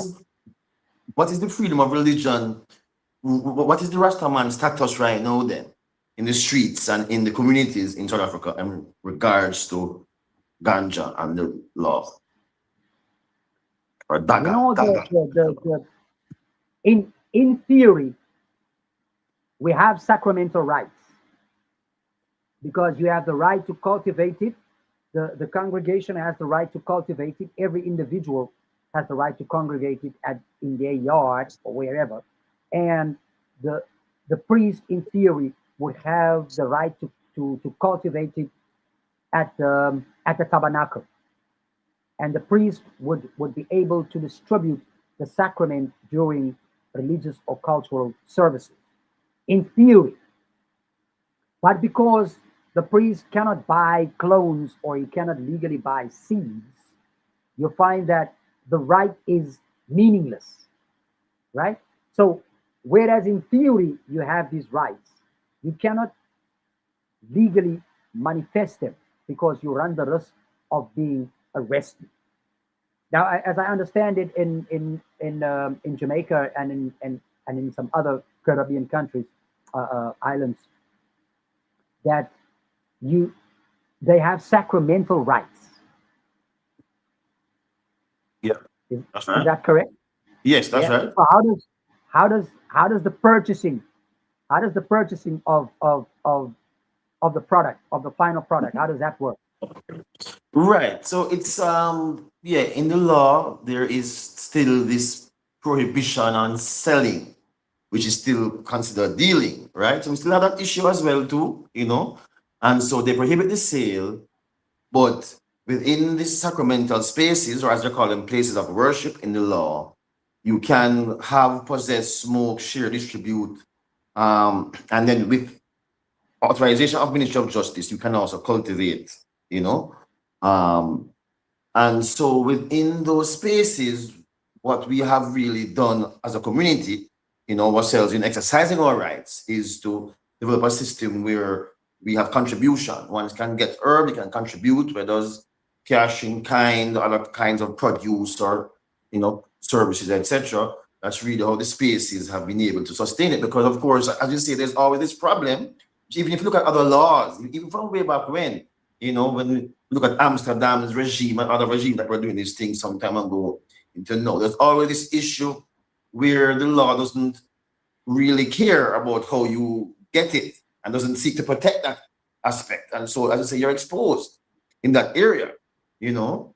And so, even in the Rastafari rights here in the Caribbean right now, even though we have sacramental rights, we're still being told, oh, well, when a policeman come to your home or see you in the street or in a car with it, he still says he has the right to charge you, and you must go to court, go tell the court, or prove to the court you're a Rasta. You know what I mean? Which we're saying that couldn't be the intent of the Mm, law. So every Rasta man is still liable. Even me myself here, as I say, right, still liable to be arrested and thrown in jail, right, which may or may not get bail, because I've had some cases recently where some Virgin spent 7 nights, 8 nights in jail for some ganja as Rastaman in this time and age, you know what I mean? And they say you must come to court, come tell the judge, but you're Rastafari, right? So the law is still far from perfect, you know what I mean? But as I say, I guess we're making strides where we're coming from, right? Because as I say, from Peter Tosh But time till now, because Tosh got through for herbs, you know, till now. Yes, I. You know, but it's like, you know, it is still this anomaly. I remember that, you know, in Prince 2, we had Professor Carol Yoni, and she wrote me an expert affidavit. You know, I remember that she was actually the one that got me to speak to Elder Mortimer Plano just before he passed. You know, Right. one of the great honors in my life also, you know, to be able to speak to Elder Plano. You know, but she mentioned an important part in her expert affidavit in saying that, you know, for Rastafari, that you can't really separate, you know, the sacramental aspect from what would generally be considered the trade or the selling part thereof. You know, it is in a holistic aspect. You understand? For us, it's a holistic aspect. And you can't have, that's why we say you can't have the idea of sacred or sacramental rights in the absence of a cannabis economy. And a cannabis economy, not sustainable. You understand, my brethren? That's Yes, part of the sacredness that we attach to the plant, right? So this idea that you are allowed to have sacramental rights without cultural or trading rights, that's part of the irrationality that I'm complaining about currently before court, right? And it's one of the bases on which I'm challenging the constitutionality of the new act. It is irrational to have an absolute prohibition on trading whilst guaranteeing privacy rights or sacramental rights or whatever other rights. You understand? Right. It goes hand in hand. And that's why I'm like, you know, like to those idrants who tell me, yeah, but you know, you must use the sacramental rights, you know, I'm like that Rastas in Jamaica and Antigua and all of those other Caribbean countries, what they have. But I'm telling them, South African rights, the right that we want, encompasses that one already. You understand? And ours is wider than the sacramental rights won by the Idrins in Jamaica and Antigua and those other places as such. But you know, as you just explained now, that same anomaly, it still exists around trading, the selling thereof, because therein lies the power. Government's own white consultants here with us told them recreational cannabis is the biggest source of income in this industry. Recreational cannabis, the ones that I was pushing from that Iowa, you know, through the inspiration of people like Peter Tosh, Burning Spear and Culture, you know, International Herb and others, right? It is that cannabis and it is that economy that we want to be a part of because we were the ones who championed it. We were the ones who initiated it. And we cannot be left behind simply because people with money, power, and connection are now first in line in order to reap the benefit of the sweat, the blood, and the tears that we poured into an industry, right? And that is why the struggle must continue in order to get the justice that we require, right? That same justice that Haile Selassie stood in front of the League of Nations for and say, what shall I tell my people? Today it's me, tomorrow it shall be you. That's right. We must continue. We must continue, my brethren, because there is justice that is due to our people, you know. And So I shall demand that justice. So Ras Marcus, that brings us all to the same place, because I don't think anywhere in creation that right to trade has been codified in any of the different sacramental provisions or exemptions that we Right. have won on the battlefield. So this is and there I have it right, Ras Garrett. This is the economics. The economic part is what they are trying to delay in terms of the Rastafari uprising, knowing that the markets that these countries enjoy was created by Rastafari. The advertisement that Peter Tosh talked about, was provided by Rastafari. The persecution was born by Rastafari, but now we have these corporate entities that are solely benefiting from the sacrifice, the blood, sweat, and tears, the tax revenue, and all of these things. And one of the things I was telling Ras Marcus that we want to do, we need an international Rastafari Ganja virtual conference. We need to bring together all of the different stakeholders from the different territories that are fighting for ganja rights. And we need to reason and share information, because just listening to the IDEM speak now, there's so much benefit, that can come from I sharing strategy, I just being informed in terms of the status. I don't know if you saw that there's a case before the court in Kenya right now. The Rastafari Society of Kenya has an open Yeah, case. yeah, yeah, yeah. I saw that Yes, one. And also in Malawi. yes, also Malawi. So we need to bring all of these stakeholders together under the auspices of the RMO Raga in Jamaica. I'm going to work on that with Ras Marcos, who has been at the forefront in Jamaica, so that we can bring everyone to the table, and we can have a nice conference. It can be managed. I don't know if we want it open to the public. We could have a public forum, and we could have private workshops, where we talk about these things. But we need more information sharing, and we need more dialogue around this issue, because this is going to be the game changer in terms of Rastafari globally, when we look at the economic standing and transitioning us from a poverty, survival-based movement to a movement that can actually build infrastructure and some of the institutions that we sorely need, the schools, the health centers, the agro-processing facilities, the post-harvest storage facilities, when we talk about cold storage, when we talk about all of these things that we need to plus our agricultural sector.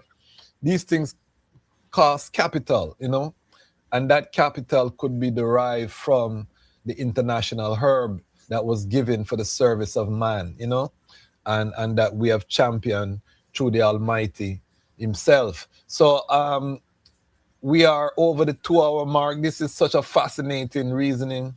I want to give some opportunity for closing remarks. This is part one. Ras Gareth, the eye is now officially part of the Lion Pride family. So, this now go stop. May have the eye link. Ras Marcus and I will be reaching out. We also have the Haile Selassie Foundation for Law and Society, that we are, igniting that spark of Rastafari attorneys globally. So we'll be calling the eye from that perspective as well, to come to the table and seeing, along with Ras Gideon, along with, I think there's some brethren in Botswana who are attorneys too now, and Kenya. We're seeing these Rastafari attorneys pop up all over. We want to gather that strength and make sure that we are communicating as Rastafari attorneys. And, Lion Voice, we're here as a public touch point, so that the public can know what is happening and we can have that transparency. But before we seal up, I want to ask the eye, and then I'll give Ras Marcus a chance to give his final questions and remark. What has been the community support for the eye movements? Yes, you have these cases before the court, but has there been strong Rastafari community support? Because treading this trod for over 2 decades, I know that sometimes our community can be very slow, to show up to court, to put in financial resources. I know it take a whole heap of money for file, to turn up to court, to lose time. What has been the community support on the ground in South Africa? And don't feel no way for shame some people too. I don't mind that either. Ah, brother, I'm like I'm Sagittarius, so we're known for shooting straight, brethren. Yes, We I. feel no way. But in this regard, I can only echo the sentiments that you spoke of earlier. Despite having 74K followers, barely 1% of them, are subscribers as such. You Yes. understand? And Yes. same way here, brethren. Our community is traumatized. Yes. Yes. Our community is frustrated, my brethren. And you find Yes. that you know that is really it has resulted in and we, to a large extent, even many of us are also victims of this Willie Lynch mentality. You Yes. understand? So it is to that extent, the especially the financial support has been really disappointing, Bridget. That is why Yes. also I wanted to reach out. And put out there because American dollars and English pounds, they go a Yes. long way in South Africa. You understand? Yes, I. And I did well. Some people some friends in South Africa started. Um, it's called the Back a Body campaign, and our particular one is called Fund the Fight. And Okay. we're doing this primarily on behalf of small farmers and small Rastafari hustlers, small cannabis Okay. hustlers within South Africa. You understand? But even amongst this community itself, it's like people are not supporting the efforts, and it's as such. I have not been employed. Like I said, I've been in this unemployable situation where people Yes. firms and what they don't want to associate with you because it's career suicide by association. You understand? So it's been an uphill battle. My brethren, I started this when I was a black beard. I'm a gray beard now. You understand? And it's been, like I said, it's been an uphill battle, my brethren. Yes, And I. most of the time, it's only been the plant. The fact that I've been growing a couple of trees and being able to hustle them, that I've been able to put some food on the table. But for this court case, we ask that people make a donation to the Back a Body campaign, Yes. Fund the Fight campaign, and whatever contribution can be made. And I will appreciate love that, because Share the link with I. Share the link with I, and we'll put the link in the description of this video. And I'm gonna ask my global Lion Pride family. We have couple soldiers in the Lion Pride I know that will give some strength. And for the Lion Pride, this is why you see I'm talking to the item because we don't just need the item to watch. Yes, we love that too, but we need to harness the economics. I always tell my Lion Pride, if we have 50,000 people give $10, that's $500,000 that we can generate one time. You know what I mean? Right now we have 74,000 subscribers. I know most of them are African and on the continent, but I have monthly paid subscribers in Reunion Island. So me know say if a one have that will, they can find it to give us strength. And the run is strong too. We have a good following in South Africa. We need the Lion Pride to get active because Armageddon time, when are you going to get active? You know what I mean? It's not enough that you go to a reggae show and you wave your Lion of Judah flag. That nice too, But you have to do more than that right now, brethren and sisters. And it don't take, I'm not asking anyone to give $100 to the brethren. I'm saying that if enough of us give a five or a $10, with the numbers that we have on this platform, we can really change the world. And I'm not saying that figuratively, I'm saying that in reality. If we put capital in the hands of the workers, we will change the world, literally. And again, if we could have 50,000 people every Saturday put in $10, that's gonna fund the brethren at least a year. You know what I mean? The brethren can now deal with what him have to deal with, hire staff, do what him have to do. You know what I mean? So I want us to know the power that we have. We have to break the mental chains, the Willie Lynch, all of the things that stop us from giving assistance to our brethren and sister. Yes, we know that watch and peep is a real thing, but we have to move from watch and peep to action. You know, we have to become actionists where we take action and we spend the money. We're spending it, you know, because we have the flat screen TV. You know what I mean? You go to the most terrible ghetto, you're gonna still find a flat screen TV in the one house, you know. So we know say, and you still a go find some nice Air Jordan boot and some Clark boot, and, you know what I mean? So we find it. You know what I mean? I was talking to a brethren and the brethren said, brethren, he's an artist, and him said, brethren, you know, we all struggle and we have it at different levels. But I said, brethren, me know say you find the money for the 50 bag and the $100 bag, because right now in America, you can't get an eighth of ganja for under $60. You know what I mean? So me know say them a find it because them a smoke. Every video you see them a smoke. You know what I mean? So we find it for what we need it for. What I'm saying is not to give up your ganja smoking. I'm saying put a little $10 aside as an individual, and you know, say even if it's once a strong or once a month, give it to a Rastafari cause. We have to feed our ecosystem, and doing that is how we're gonna see our true power. And I want us to start thinking not just in slogans, but in actual power. And that power is manifested in part through economics. We have demonstrated the spiritual power of Rastafari. We have changed the world spiritually because of word, sound, and power, transmitted through the reggae music, transmitted through the liberty and the ghetto, transmitted through, you know what I mean, just the presence of I&I elders and I&I youths. Now we need to harness the economic power to transform the infrastructure of Zion. Zion is an operation.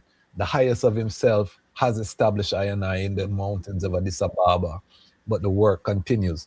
So that said, Ras Marcus, I want to give the a chance to ask any final questions and block any sound before we seal up with the Honorable Ras Gareth Prince. Yes, Eric. yes. Well, yeah, man, that's really sealing up. I just want to give thanks again for Ras Gareth journey, you know, perseverance and persistence, determination, you know what I mean? I'm still doing it, you know. So I want to give thanks for Ras Gareth, and I want to let Ras Gareth know China is here to support same way, you know what I mean?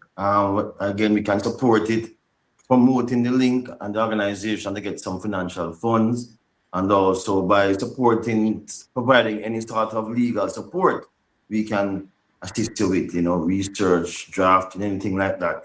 You know what I mean? In this global ganja struggle. Same way, you know what I mean? I think we have a lot to learn from each other and from all others in the fight, you know? So we need to really be strengthening up each other in that way as well. You know what I mean? Yes, when I give a shout out same way to, you know, one that Brother Miguel. I said Brother Yeah. Miguel advised Rastafari attorney, you know what I mean? Big up Brother Miguel, revered there and thing, and give thanks to also Raga, Rastafari and Grassroots Ganja Association here in Jamaica. We know a lot of work with the grassroots communities. So when you talk about the small farmers to Ras Gareth, what issues we have seen with the small farmers here to make sure their rights are protected. And the same thing, you know, big industry, big farmer, big licensee, you know, wanna come in and thing, and sometimes the small farmers, the grassroots legacy, you know, Rastafari Mansion and organization enterprises, you know, trying to make sure don't get left out of the whole opportunities right now, you know what I mean? So, yeah, man, I'm still want to have your Ras Gareth sometime in Jamaica soon, definitely, because, you know, you see I haven't been yet, I haven't seen you here yet, and I think, you know, the whole ganja debate is a lively one here in the whole Caribbean, and one would really benefit from the, you know, insight. And then lastly, you know, Ras Gareth, again, yeah, man. Me know the date, Ras Gareth, me know what we can do, recommendation, anything, when we can come set in the full joy there, I getting called to the bar, South Africa Fire. I feel that one day, I look forward to it. Rastafari. Bless Yes. up, bless up, bless up, bless up. Yes, my brethren, it's really it's an inspiration. And yes, I feel strengthened, you know, by your encouragement. And this is it's what I've been called for in this life, my brethren.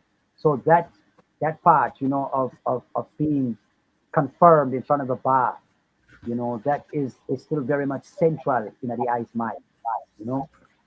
And indeed, after this part A, most definitely is when I'll be putting that application in, because also I'm of the view that you know the last society of South Africa, they owe the I constitutional damages for what they've done to me. Yes, All I. right. Yes, Imperial. I And the definitely. 2018 judgment is proof of the fact that they were wrong in 2002. You That's understand? right, my brother. So yes, that battle is the one that I will pick up after we've completed this one, for the freedom, the total freedom and liberation of the herb. And for people to know that in Rastafari we cherish the simplicity of truthfulness. We say that simplicity is the ultimate sophistication. And the truth about the ganja community is simple. This is the tree of life, and it has the ability to positively influence every aspect of our lives. And we want to build a society that is built around sustainable industries, sustainable products, and which would allow us to live in harmony with our environment. And it is by cultivating or reestablishing our relationship with the earth that we will bring humanity back on the path towards humanity ultimately. And Rastafari fearlessly promote that point of view. And we promote that ital and that green liberty, being able to live off the soil, being able to live with our people. And instead of us trying to be in the Facebook and Instagram and Twitter community and all of that reality, yes, it is there, and we will make good use of those things in order to achieve what it is that we want. But as His Majesty taught us years ago, do not be in a rush to adopt and adapt to the technological advancement of the West. But let us first learn to internalize what it is that we have by ourselves before we adopt and adapt to foreign voices. Let us drink water from our own streams before we lose our roots. Let us look and listen to our own voice as African people before we start listening to the voices of others, because we have a voice and we have a message that we want to bring to the rest of the world, and that we do not need to run this marathon at the pace of the rest of the world, but let us keep our own pace. Let us try to keep our note in the symphony of life, and let us try and do that well. And in relation to cannabis, I always tell people here in our country, in relation to the herb and the fact that it does have the ability to impact every aspect of our lives, let us become masters of a few things in relation to cannabis. We don't need to be all things cannabis, but let us become, instead of jack of all trades, let us become a master of a few. And in this country, and especially in the SADC region, and even in the rest of Africa for that matter, we have the ability to produce green oil because Africa is the agricultural warehouse of the world. Things grow here in Africa like they don't grow anywhere else in the world. That is why we are able to produce renewable soil. We are able to use cannabis in order to provide within the basic needs of our people: food, clothing, shelter, health, education, and welfare. These are the things that we can build, and these are all industries that we can develop around the plant holistically. Because it is not just ganja that we'll be planting. We'll be encouraging our people to to plant food, because that is what our ancestors know how to do, and that is what we can do, and that is how we can even build and establish these links between grandfather and father and son, in order to reawake and reestablish that lost relationship with the earth that our people used to have, and that cannabis is indeed the plant through which we will be able to reestablish those links. You know, as African people, let us learn to play to our strengths. And indeed, I know that everybody's looking to the south, as the prophecy says. Look to the south.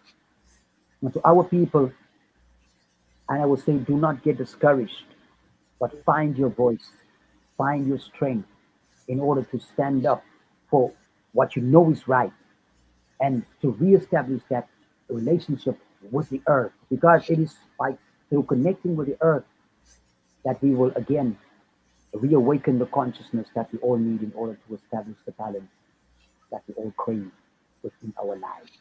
So more power and more strength, and ikhtibier satamasada.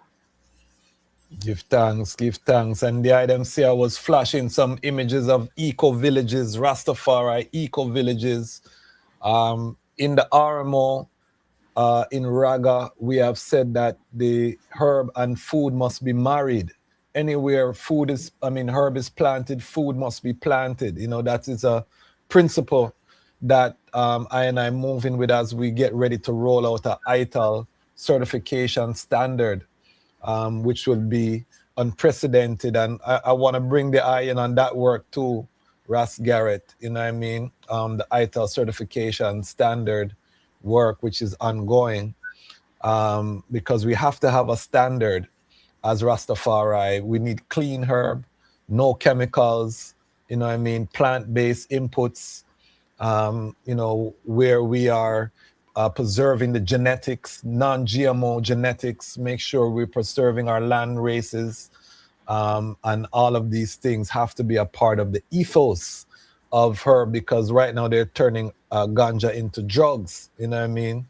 Yeah, Manipulating man. the genetics of the cannabis, you know, 50% THC, no CBD, you know what I mean? They're doing all kind of thing where don't make no sense to I and I.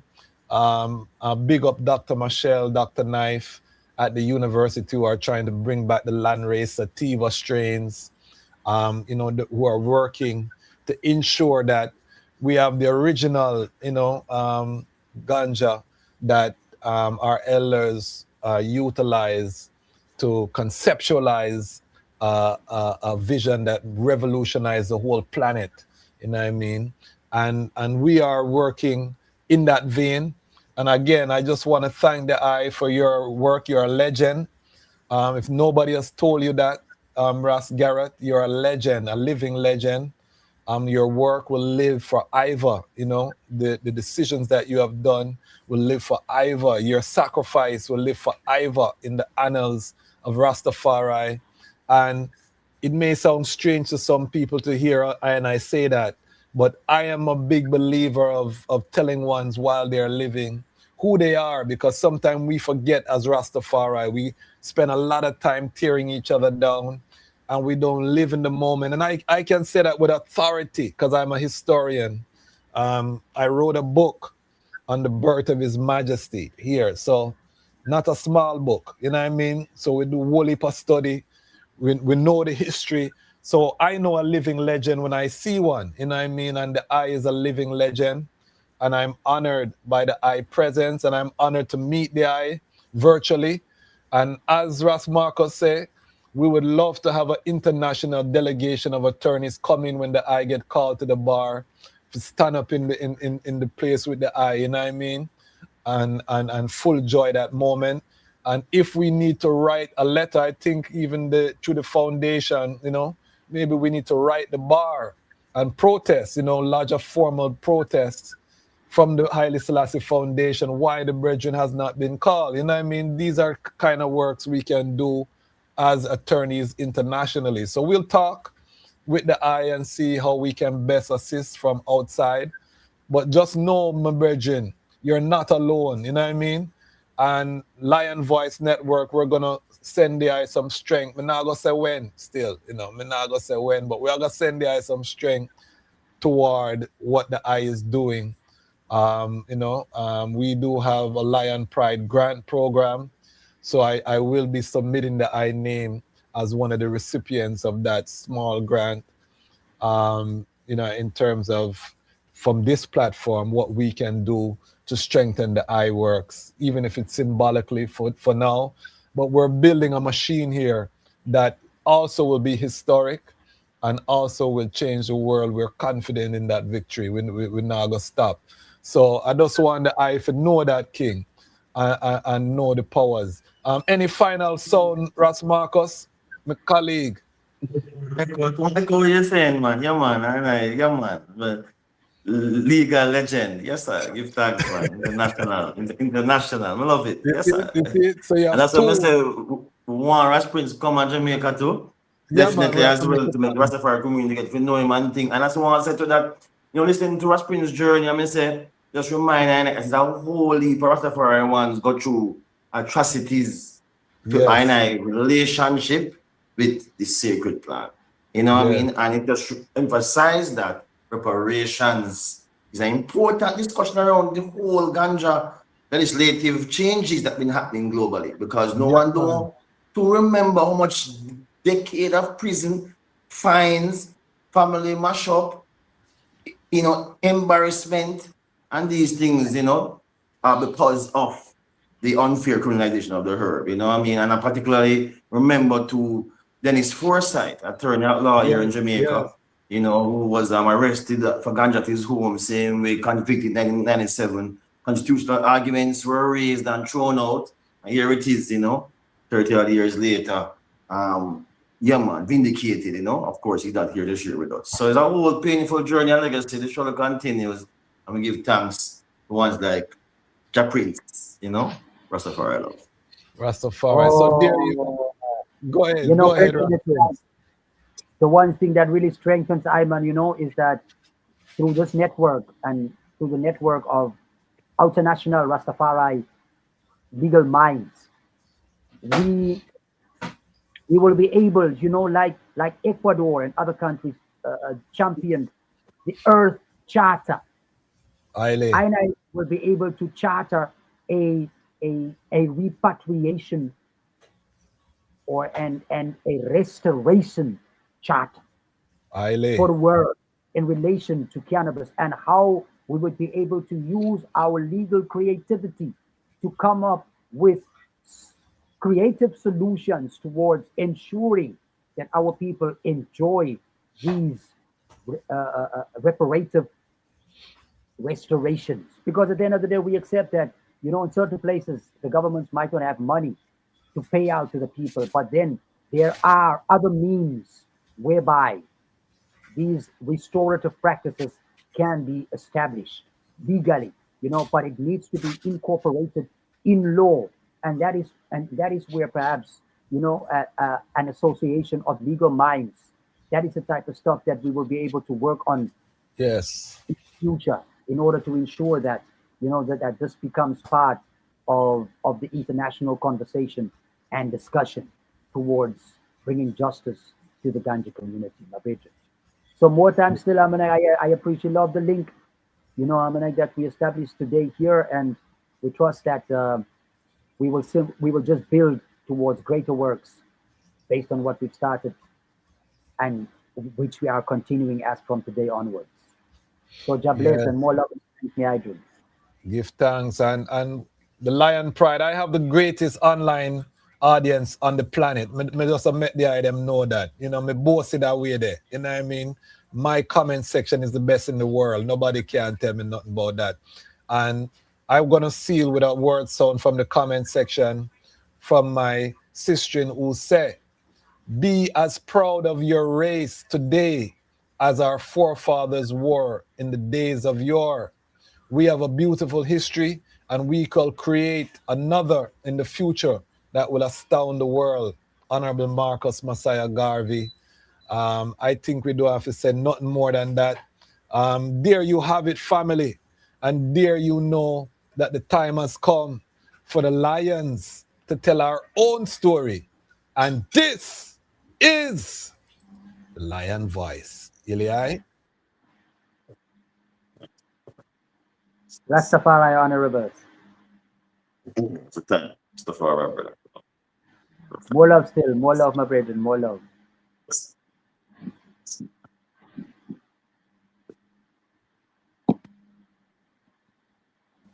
We try, but the intro now works. So we just have to sign off, family.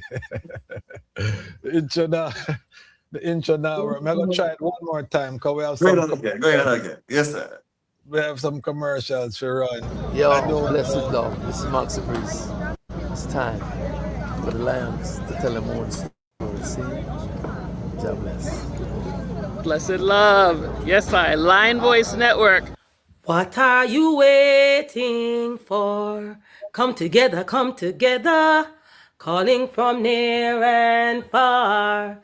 Know who you are. What are you waiting for? Rally up, it takes the dust. What are you waiting for? Ancestors paved the way for us. Yes, I am Ketis Oyonde, asking, what are you waiting for to come together? The time has come for the lions to tell our own story. This is the lion's voice. African pride, root of all nations, boy. I tried with the lion, the Rastafari. Lion of it tried with lioness like I do. Empress on the front line, we need you. Well, this is Medicine, the steady one, and you are now tuned in to the Lion's Voice Network. What the lion fought for do? Scorch them. Roast and parch them. Empress Manel, a lion scientist. Your role universally unfold. Be told. Blessed love, this is Itege Idama, and it's time for the lioness and the lion's voices to be heard. This is the lion's voice, Rastafari. Greetings, this is Warrior King, and the time has come for the lions and the lioness to tell their own story. This is the lion's voice. Give thanks and praise for the wonderful blessing that's been poured on me. Give thanks and praise. Jah use I as an instrument to set the people free. Jah give all the powers to chant. Jah give all the powers to chant. Rastafari, the lion's voice. The fittest of the fittest shall survive. My people, open your eyes. Wake up. Blessed love, this is Queen Omega representing for all lions and lionesses. With the lion's voice, we come to tell our story. Rastafari, live it. Hey, the lion's voice, Rastafari. Yeah, David Trent of Steel Pulse, and I'm saying hail to the lion voice because it's time that the lion have its voice, have its own story. Says I'm stepping out here, hear me now. Yeah, the lion's voice. Raw. I'm Nana Farika. The time has come for the lioness to tell her story from her viewpoint and tell the world who Queen Omega is. This is the lion's voice.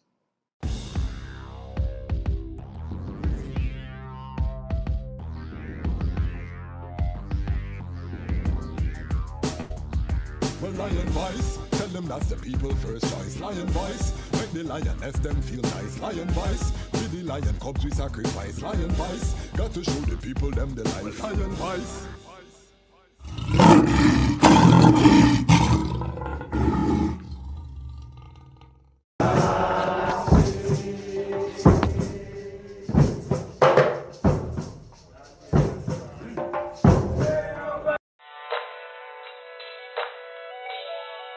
Yeah, I a gift. Yes, coming together How good and how pleasant it is for brethren and sisters to dwell together in perfect love and unity. It's like a precious ointment. Yeah, come on. This is the liberty. Yo, yo. Every day more positive energy. This is the liberty. Yo, yo. Live life, ride life to infinity. This is the liberty. Yo, yo. Up in the heights with the might of the Trinity. This is the liberty. Yo, yo. Live life just like His Majesty. Hey yo, wake up in the morning, give thanks and praise. Give thanks for this life, cause these are difficult days. Gotta hold the liberty, gotta make a stand. I'm not a thug, I'm more of a family man. Can't just think about today, cause tomorrow will come. Gotta set a foundation for the youth while they're young. With education, it's the information age. If you don't got knowledge, then you live as a slave. Yeah, it's such a natural way to live. And no matter what you face, be positive and just move to the vision that you wanna be. We all are free, so tap into the liberty. His Majesty taught me many things, you know. I listen to him, he's the King of Kings, you know. I bomb tracks with the powers, fly to the new flower with the view. iRoots Records, an online shop for reggae and dub vinyl, CDs and Rastafari books. Rastafari owned and operated for over 15 years. We ship worldwide. We have many titles from Frontline Publications in stock. We have 50 plus Akabeka Midnight titles, which we believe is the most of any shop in the world. Special invite for the Lion Pride. Use code Lion's Voice and save 10% store-wide. If you spend $125 or more, the discount goes up to 15%. Visit us online at www.irootsrecords.com. The time has come. 321 Productions and RBG Alliance presents the 3rd annual Conscious Reggae Concert Family Unity Fest, featuring the Abyssinians, Aisha Bell, Mary Isaacs, Ragalux, I Brave, and many more at the Jammings in New Kingston. 2,500 pre-sold, 3,000 at the door. Children under 12 for free. Don't miss the Abyssinians live in Kingston, Jamaica. Can't be missed. History. In the haunting echoes of violence against women in St. Anne, Jamaica, a mysterious vigilante emerges. For the Woman Painted Purple unfurls a gripping narrative of empowerment, retribution, and the pursuit of justice. Brenda and her group sisters bond together in therapy over their common struggles, but soon their group becomes the subject of an investigation. As the vigilante's actions escalate, the relentless detective, Officer Woodley, races to unmask the mystifying figure. For the Woman Painted Purple is a pulse-pounding tale that explores the boundaries of justice, revenge, and the fighting spirit. This thrilling saga delves into the complexities of dealing with mental health, coping with domestic abuse, and finding love after. Own your copy today. Visit www.devonigreen.com.